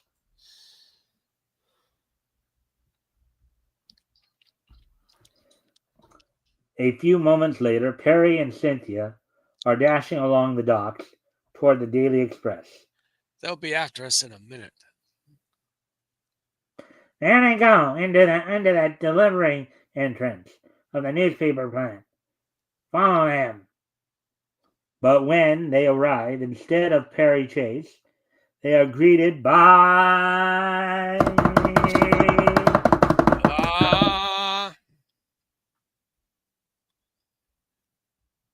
The Press Guardian! Get him! You know, I just had to do the drum roll, right? Yeah. Oh, yeah. As the thugs charge up the ramp, the Press Guardian hops behind some rolls of paper. Here, catch, boys. Yeah, I'm reminded of the scene in Super Friends that Superman's trying to fend off, it is the Challenge of Super Friends episode where the Legion Duke got the Noxium crystal that could basically kill all the Super Friends. I'm reminded of the when Superman was trying to save Lois and Perry, and he had the kind of battle in the press room with Lex Luthor and Solomon. Yeah. Well, Cynthia, there goes the claw. Actually, I think there was something above there. Stay with him, boys. Don't let him throw you. Ugh. Well, Cynthia, there goes the claw.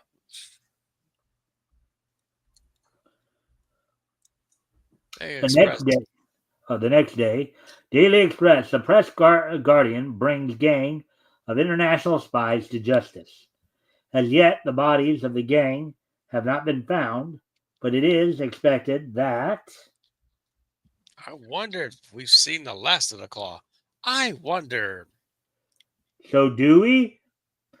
But we can. So do we. But we can all find out by reading the next issue of the Press Guardian in Pep Comics. Ta-da! All right. So overall impressions. Nice short tale. It gets to the bottom of it within 6 to 8 pages, and Yeah, there's your this story. was a six. Yeah, this was a 6 pager according to. Yeah, 6 pages. Yeah. And I think for all the viewership, we're actually up to 7 today. That's one of the higher Whoa. numbers I usually get. So that's good. Nice. Thank you guys for Cool. popping in. Friendly Hit the reminder, of course, if you haven't already, if you guys can help out by liking and sharing the stream, see if we can get some more friendly people right. to engage. That'd be appreciated. Also, Yeah. if anything here grabs your attention, feel free to comment and or ask questions, and we'll try to answer the questions to the best of our ability. So let's kind of try to get see if we need to get caught up here in some of these comments. See, because actually, a lot of this I think is stuff we've already been. Yeah, we've already. I think we've covered. Nothing Yeah. new. All right, nothing new there. All right, so probably let's see. We're coming up on hour 44, so we'll get to one last story here that is also 6 pages. A Western from Zip Comics number 7. Now, what did you think of some of the titles of some of these comics? Like in this case, like we had Shield Wizard, we had Pep, we had Zip. You had Top Notch, Blue Ribbon. Yeah. They have what, to have. what do you think of the titles of these comic books back Well, then? they need titles like this to attract attention to the youngsters and to the thrilling adults who love comics. Just to keep it interesting. Well, one of the things I found interesting more was like Centaur stuff. Yeah. Right? The stuff Yeah. Centaur, quite a number of their comics were named after, in some cases, Umampateas, regarding types of strikes. Yeah. You had like Crack Comics, Smash Comics, Hit Comics, those Master Comics with Captain Marvel Jr. Yeah. Well, I was just talking more specifically about the ones that had like names of Zip, stripes as Bang, Pow. Yeah. Yeah. So anyway, let's see now. Zip Comics number 7 is where we're going to, and we're going to check out the Western hero Nevada Jones. Oh, nice. I'll be the narrator. Yeah. Since I was the narrator this last time.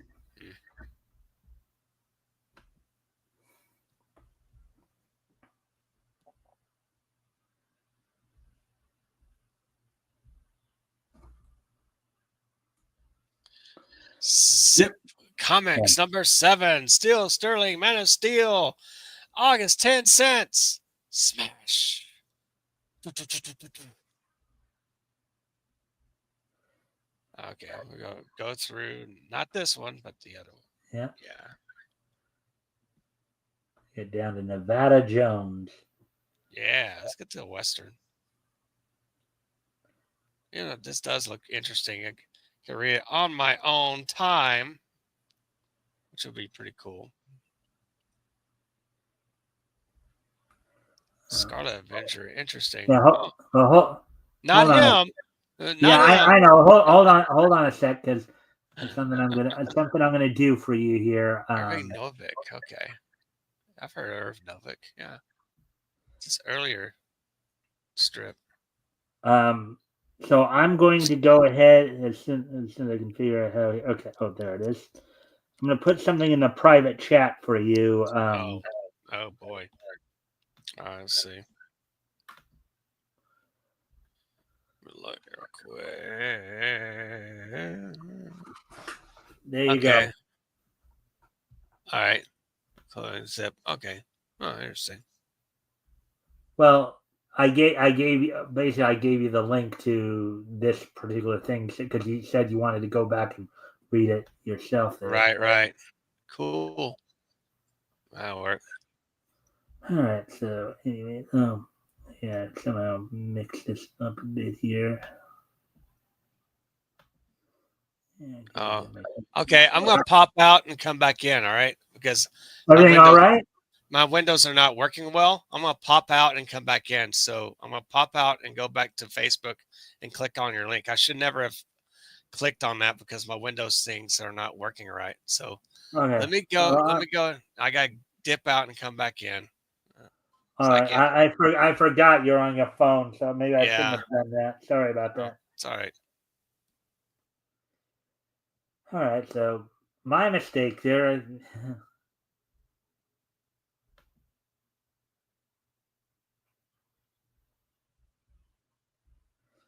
So while we're waiting for him to come back, of course, I'll continue to go down to Nevada Jones, and then probably by the time I get down to Nevada Jones, he should hopefully be back. There we go. There's Nevada Jones, a quick trigger man.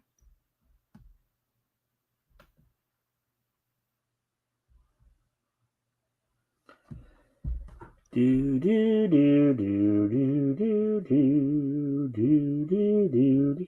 So, how you guys doing tonight? Hopefully, everybody's enjoying the show. Of course, we will get reading to this as soon as Apex comes. I completely forgot that he's on his phone right now because his computer's still being worked on. So, yeah,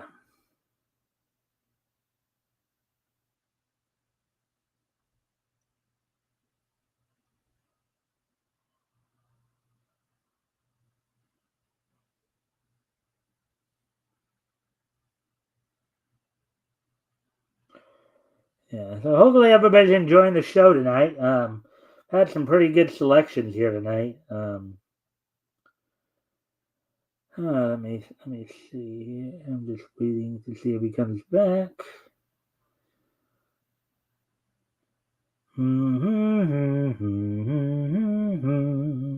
There he is.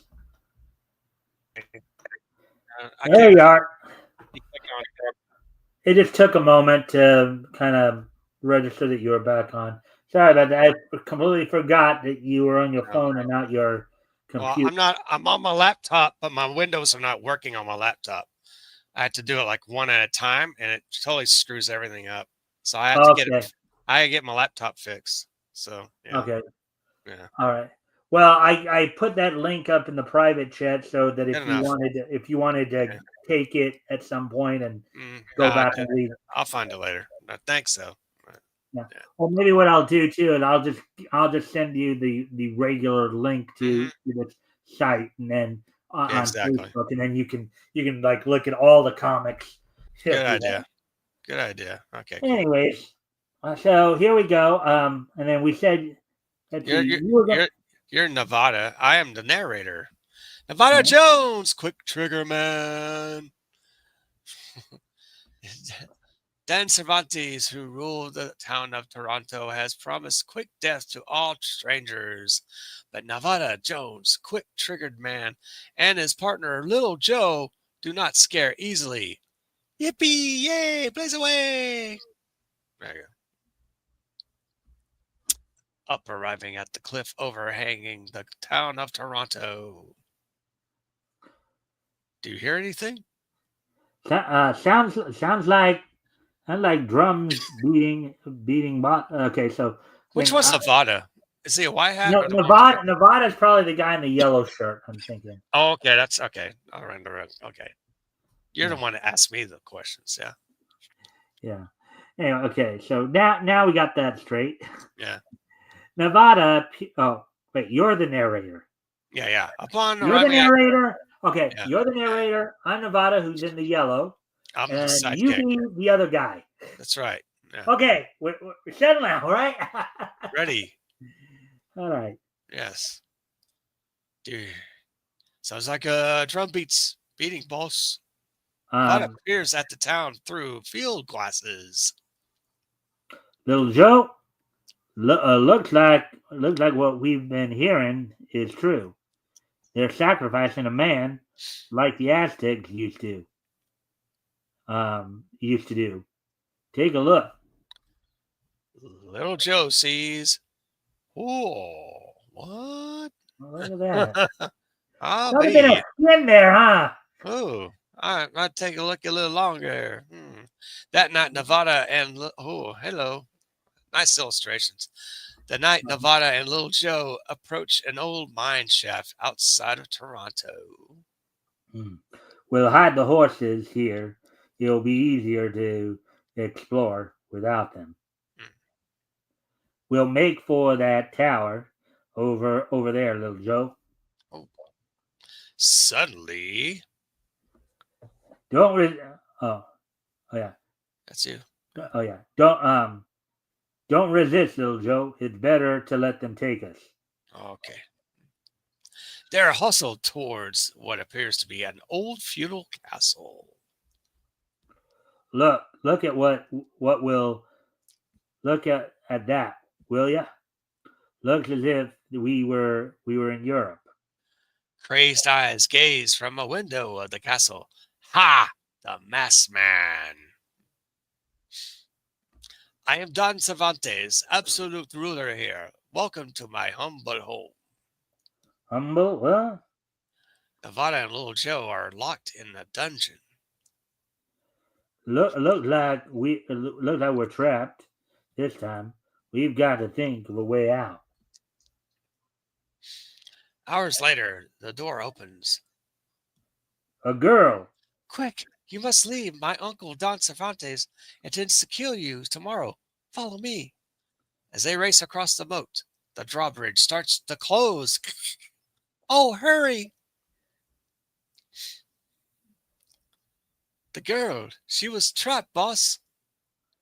We'll be able to help her later, little Joe. Right now, we'll hide in the tower.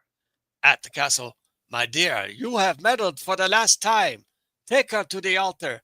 No, no, please, no. This is his own daughter he's looking to sacrifice. He doesn't care. Man, what an evil man. Exactly. From the tower top, Nevada and Little Joe see the girl carried off. Oh, they're really trying to expose her, aren't they? Holy Look at how they're mackerel. carrying her. Wow, she's like a pinup model. Dang gum. Well, I mean, they got her Wow. legs. They got her legs like this. She's a Her dress seems to be coming down a slinky bit. on her shoulder. She's like a Vargas girl. Woot woo. Man, I don't know if maybe somebody who's a good artist on this is trying to entice people or what have you. Well, I'll tell you what, that would entice an 11-year-old, 12-year-old boy, that's for sure. Okay, here you go. Now let's see what little Nevada has to say. Stay here, Little Joe. I think I can help her. Back at the castle, Nevada lassos the parapet. Hope this works, or it's the end of that girl. End of the girl. Here goes. There's Cervantes, the skunk, and all alone. Stand where you are. The masked man. You're going with me. If we are caught, it's curtains for you. You'll die for this. Lead the way. Follow me. This is the secret passage. So it leads right to the tower. Very smart of you, Cervantes. But boss, the girl is on the altar. Here's our slimy host, Little Joe. But boss, the girl's on the altar. That's probably one of those cases where I probably should have read that first. I know.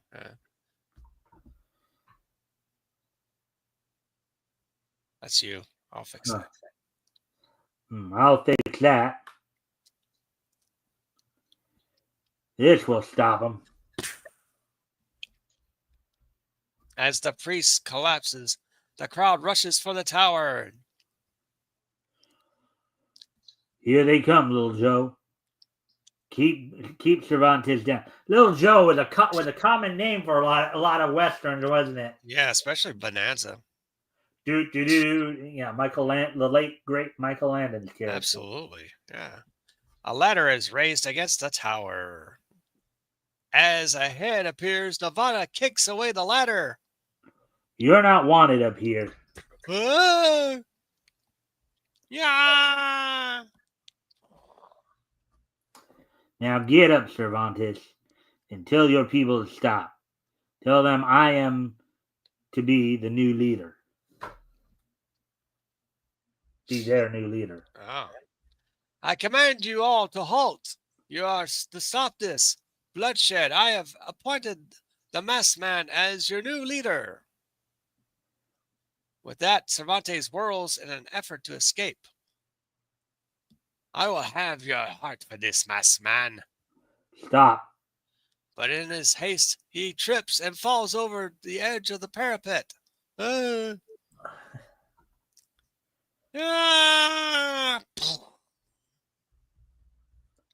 people, seeing this, are stunned. Then, the gods ordain it. Hail to our new leader, the masked man. Revealed several days later, my uncle discovered the silver mine outside of town in order to prevent anyone else from knowing about it. He made the superstitious natives kill all the strangers. I'm sorry, miss. I will see that a missionary comes here under his and your guidance. These poor deluded people will live normal lives. Wow, good. Read Nevada's next hair-raising adventure in the next issue of Zip Comics. All right, so overall impressions of this story. I like the illustrations, especially that pinup girl being carried off by the by the henchman. Like, yeah, that was wow. That was quite invigorating. Yeah, invigorating. Yeah. Exciting, enticing. You know, there's so many adjectives we could use for it that just. I don't know who the artist is, but his work reminds me a little bit of Matt Baker. Matt Baker's controlled the beautiful women of the 40s. I mean, that has that Matt Baker touch, in my opinion. All right, so, all right. Well, we're past the 2 hour mark. We did get to the but before, of course, we do get to the This Day in Each History segment, and if you don't mind sticking around for a couple moments afterwards for post show stuff. Right. So before we get to the This Day in Each History, now the overall questions, of course. So we read four features tonight. Yeah. So of the 4, which one did you either like the most, or made the best impression on you, and why? Well, I think that the 2 Joe Higgins, the Shield, were the most, because being a patriot myself, I served in the Navy and served my country, and that hit a spot for me. Captain America is one of my favorite heroes. The Shield comes a good distant second. But even though he was first before Captain America, it showed his origin and a tale of a youth destined to fulfill his father's dreams of his discoveries, his science. And I like that one the most. I like that Nevada Jones too. It's pretty cool.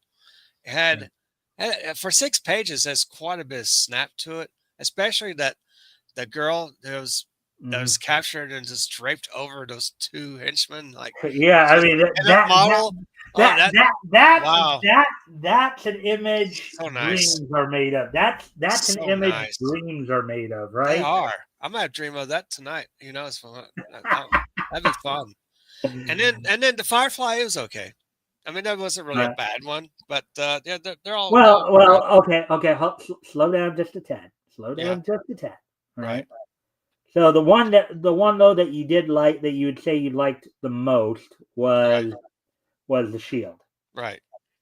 Okay, now this one I know is going to be hard, and we'll talk a little bit more about this in a moment as well. And this is something actually even Metal and I talked about before too.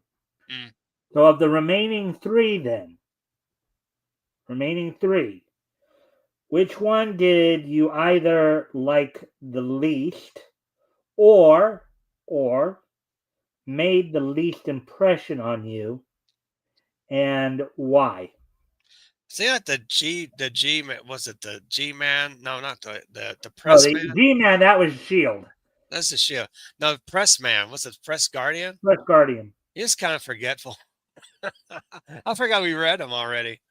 That was that forgetful. I guess that would be the one I'd forget the most. The Firefly was okay. It was good.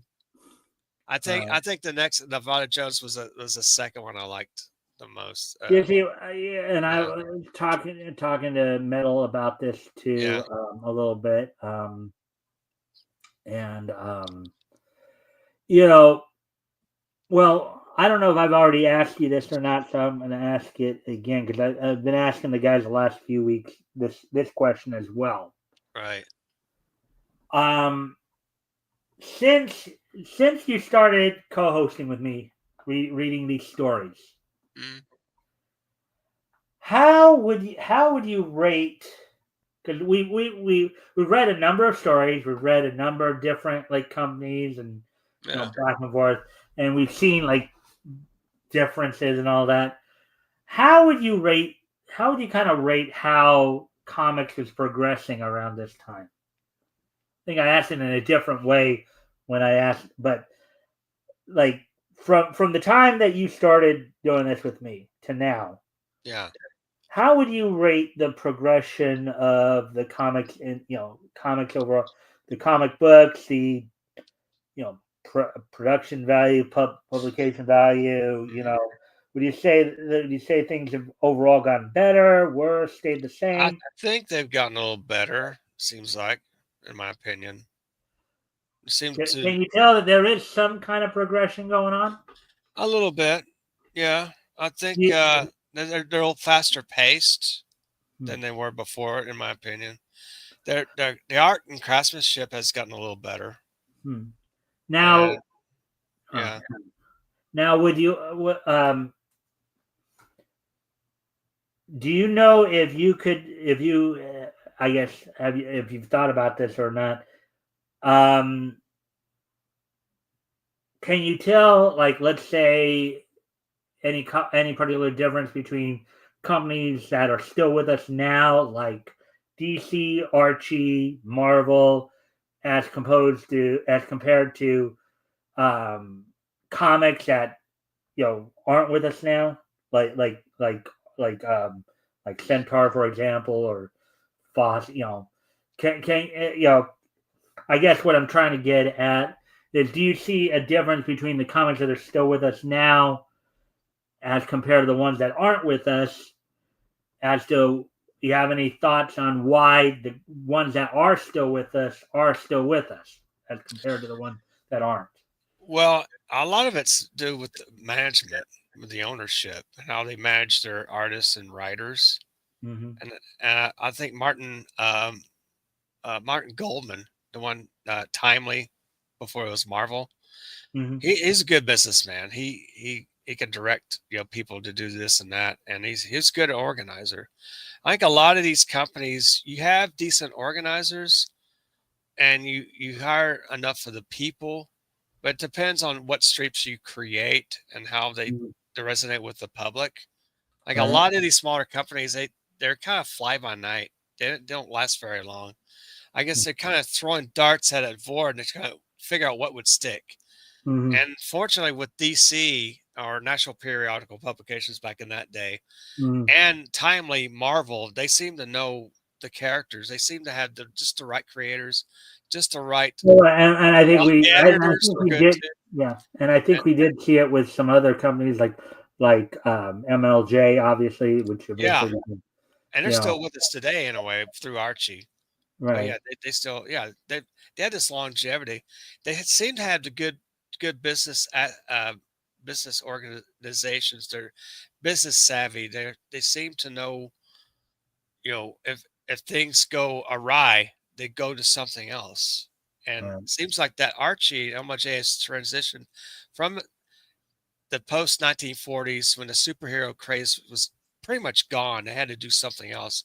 They Yeah. went to teenage comedy like Archie, and then maybe some other stuff like maybe a Western here too. They had some other Yeah. stuff going. Oh yeah. Well, Archie was because it like in my when I yeah, was still doing this just with like DC and its history, right? right, And one of the things I did notice that starting from let's say the late '40s into through at least the '60s, right, you had basically three.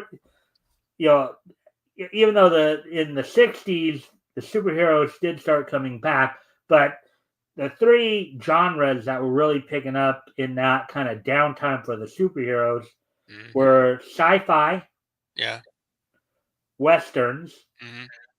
and believe this or not, slice of life romance stuff. Oh, and also crime stories. Crime drama, yeah, crime drama is another one Yeah, too. But I did see a lot of like teen romance, like a lot of stuff you'd see in Archie, you'd see other companies also picking that up as well. in that Um, pattern. Yeah, they were. Like now, Patsy Walker, like Marvel came up with that. right, It's like, Patsy oh, what Walker they was have one. an Archie. Well, we need our own little comedy shtick character with, that identifies with the teenage girls. Oh, Patsy Walker or Millie the model. Whoever. Yeah. Well, also one of the things that like started with Dell quite a bit, and eventually moved on with Gold Key, and I think a few other companies like Charleston were doing this as well. One of the other things comics was doing that they've done throughout their history is that they would actually get the license, they would get permission to make comic adaptations of like television and cartoon shows or cartoon Right. series. Yeah. And it Similar. worked the other way too. Like Popeye started out as a comic and then became a cartoon, but it also Right. worked back the other way, Hmm. too. So, at least from a publication standpoint, from product wise, what differences might you notice between companies that are still with us and what ones that aren't? I guess that's where I was trying to go with it. Like I know you gave a lot on the business side of it, but what about the product itself? What do you think? What do you think the differences were between the products that were able to last as long as they have and the ones that hadn't? Well, it seems like, well, the Action Comics, the first hero being Superman, that went very well. And it's still going on today. That seems, and also Batman, that has like a crime, horror type, heroic aspect to it. It's completely different from Superman. That is just your characters. You're building your characters through a bit of a little more detail, dramatics, what the character is about. That seem to have more of a character development in a lot of these bigger companies than a lot of your fly by night companies like Centaur and all these Mhm. other companies you probably never even seen or heard of in like the past 80 years. And like some of them, they just Even like though some some of of them their are brilliant. characters were picked, even though some of Yeah, their characters were eventually picked up. right. Some of them were bought out from other companies too. Mhm. And there's various characters to name of really. But yeah, the MLJ characters, the Shield, it still goes on today, off and on. You see him from now and then. You see the Fly or Flyman. He's still around. Mhm. Steel Sterling, you see him eventually. The Hood. Oh Mhm. yeah, the Hangman, which is an intriguing character from the MLJ strips. I mean, there's just several of them. Some of them are well developed characters. Some of them are basic. They're secondary. Didn't have too much of a development or weren't really paid attention to as much. Mm-hmm. And had like few adventures here and there in between. Especially Bob Phantom. There's not much going on with him. He's another MLJ character, somewhat Right. mysterious. His powers have changed through like different stories. Some Mm-hmm. some of these characters, it depends on the writer. Some of them weren't very consistent, and that's how a lot of these companies have failed because the inconsistency of the characters. Right. That's part of that too. But if you keep the characters like Superman, Batman, Captain America, you know, Namor, Human Torch, those were consistent characters. They seem to be easy to actually write for. It's almost like if you were to meet Access, have Mhm. a chance to enter any of these universes, Yeah, you could walk right in and feel like you already knew what was going on, and yeah, interact with these characters as such. right, exactly. All right. So, anyways, I like to, as you probably guessed, I like to kind of at times take it into that metaphysical realm and have these nice metaphysical conversations, as it were. Right, right, But yeah, but right.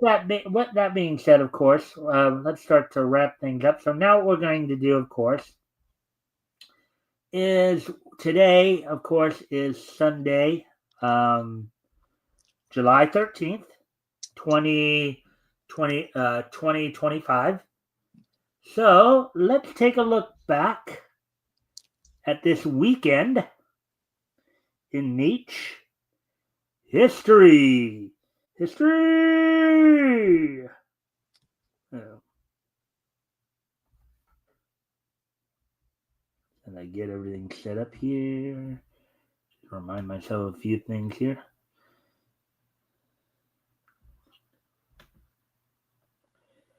All right. So first up, going back to yesterday, going back 5 years ago yesterday, back to 2020.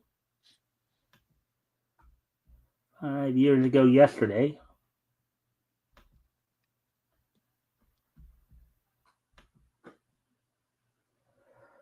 So on 5 years ago yesterday, over in Japan, Mm, at an IWGP event in Osaka, Evil defeated Tetsuya Naito to become the IWGP Heavyweight and Intercontinental Champion. And in another title match, Dangerous Tekkers of Taichi and Zack Sabre Jr. defeated Golden Ace of Hiroshi Tanahashi and Kota Ibushi to become the IWGP Tag Team Champions. So 5 years ago yesterday, Evil defeated Tetsuya Naito to become the new IWGP Heavyweight and Intercontinental Champion, and Dangerous Tekkers of Taichi and Zack Sabre Jr. defeated Golden Ace of Hiroshi Tanahashi and Kota Ibushi to become the new IWGP Tag Team Champions. nice.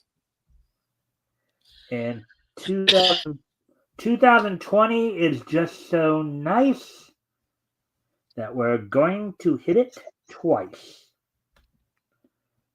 As also on this date in the year 2020, 5 years ago. As I find it here.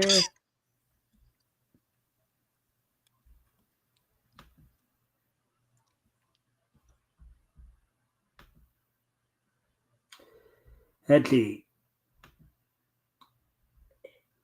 Arvo Animations Monster Girl Doctor premiered on Japanese television 5 years ago yesterday. So 5 years ago yesterday, Monster Girl, Arvo Animations Monster Girl Doctor Mm, premiered on Japanese television. The premise was taking place after a long war between humans and monsters ended. The story focuses on the human Dr. Glenn Libet and his Lamia assistant, Safa Safantit Safi Nikes, as they run a clinic in the city of Lindworm which is home to many species of monsters living alongside humans. All right, so 5 years ago yesterday, also, Monster Girl Doctor premiered on Japanese television. Miss Chozo said he remembers when it came out, and yes, it's fan service. I saw the first episode. Oh, nice. Very cool.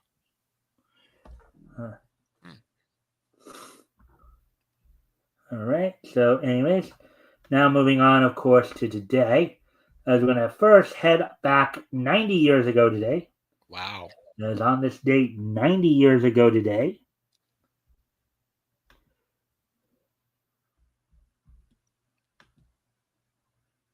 distributed by United Artists at the time, Walt Disney Productions' Mickey's Garden premiered in theaters on this date back in 1935. Mickey's Garden is a 1935 American animated short film produced by Walt Disney Productions. Of course, this is at a point in time when, of course, cartoons were part of kind of a preview package before the main feature. You'd go to the theaters, you'd get a cartoon, travel log, newsreel, that kind of thing. Or serial, an action serial, like in the 40s. Yeah. Cool. The film was the second Mickey Mouse cartoon shot in Technicolor after the band concert, and is also the first color appearance of Pluto. Oh, cartoon nice. is also the first color cartoon where Mickey speaks, in parentheses, though he only does so at the end when Pluto starts licking him. The film's plot centers on Mickey Mouse trying to rid his garden of insects, but they keep coming back when he accidentally gets hit with his own bug spray. Oh, damn. He begins seeing a warped reality. It was the 76th Mickey Mouse short film to be released in the 5th of that year. The last dialogue of the show is Mickey telling Pluto to stop licking him in the last 20 seconds. Okay. So that happened 90 years ago today. Mickey's Garden premiered in theaters. Nice. And finally, on this date back in 2011, so 14 years ago today, let's see.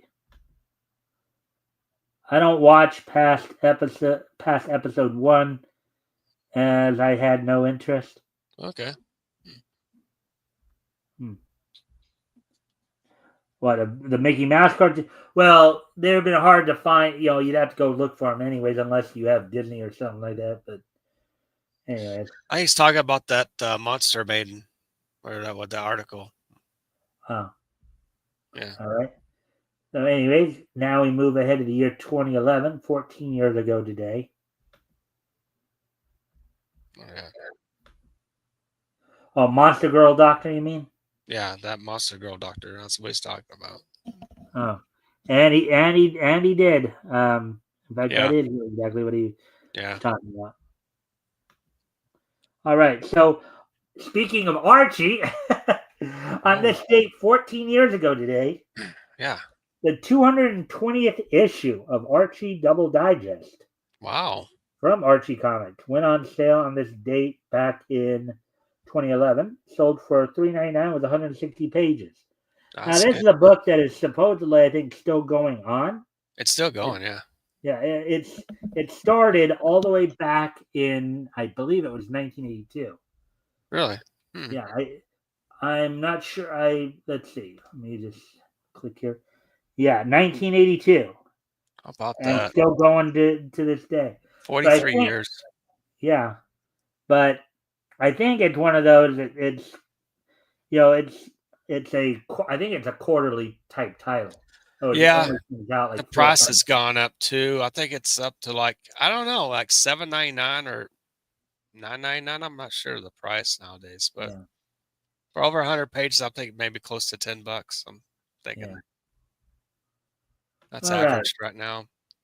So with that being said, I thank everyone for being here tonight. So before we do head out, Apex, I'm going to hand it over to you for a moment. Would you like to do any like last minute Yes. promotions or anything like that? I can Yes. do those Let's quick. let's promote Rick Piper's Canadian Shield #3. It launched yesterday. Let's give it some love. Also, check out Fembat Volume 1. That's my comic on Fund My Comic. I'm going to do some changes of it, and I think I'm going to extend it as well on my campaign. Hey, all, check out my campaign. There it is. There's the link to Canadian Shield. Click it. Oh. Buy an issue or two. Tell your friends. Come on. Let's do it. All right. Well, there you go. All right. Absolutely. All right. And if you can stick around for a couple moments afterwards for shill your book. Shill your book. There you go. All right. Well, with that, I thank everybody for being here tonight. I hope everybody enjoyed the show. We'll be back here with more Niche News tomorrow. Next week, of course, we'll be continuing our look down comics went on sale in June of 1940. Next week, I believe Metal will be my co-host next week. Nice. And let's see, we might be doing Harvey. I have to double check, make sure. Right. So with that, I will see you all tomorrow. Bye.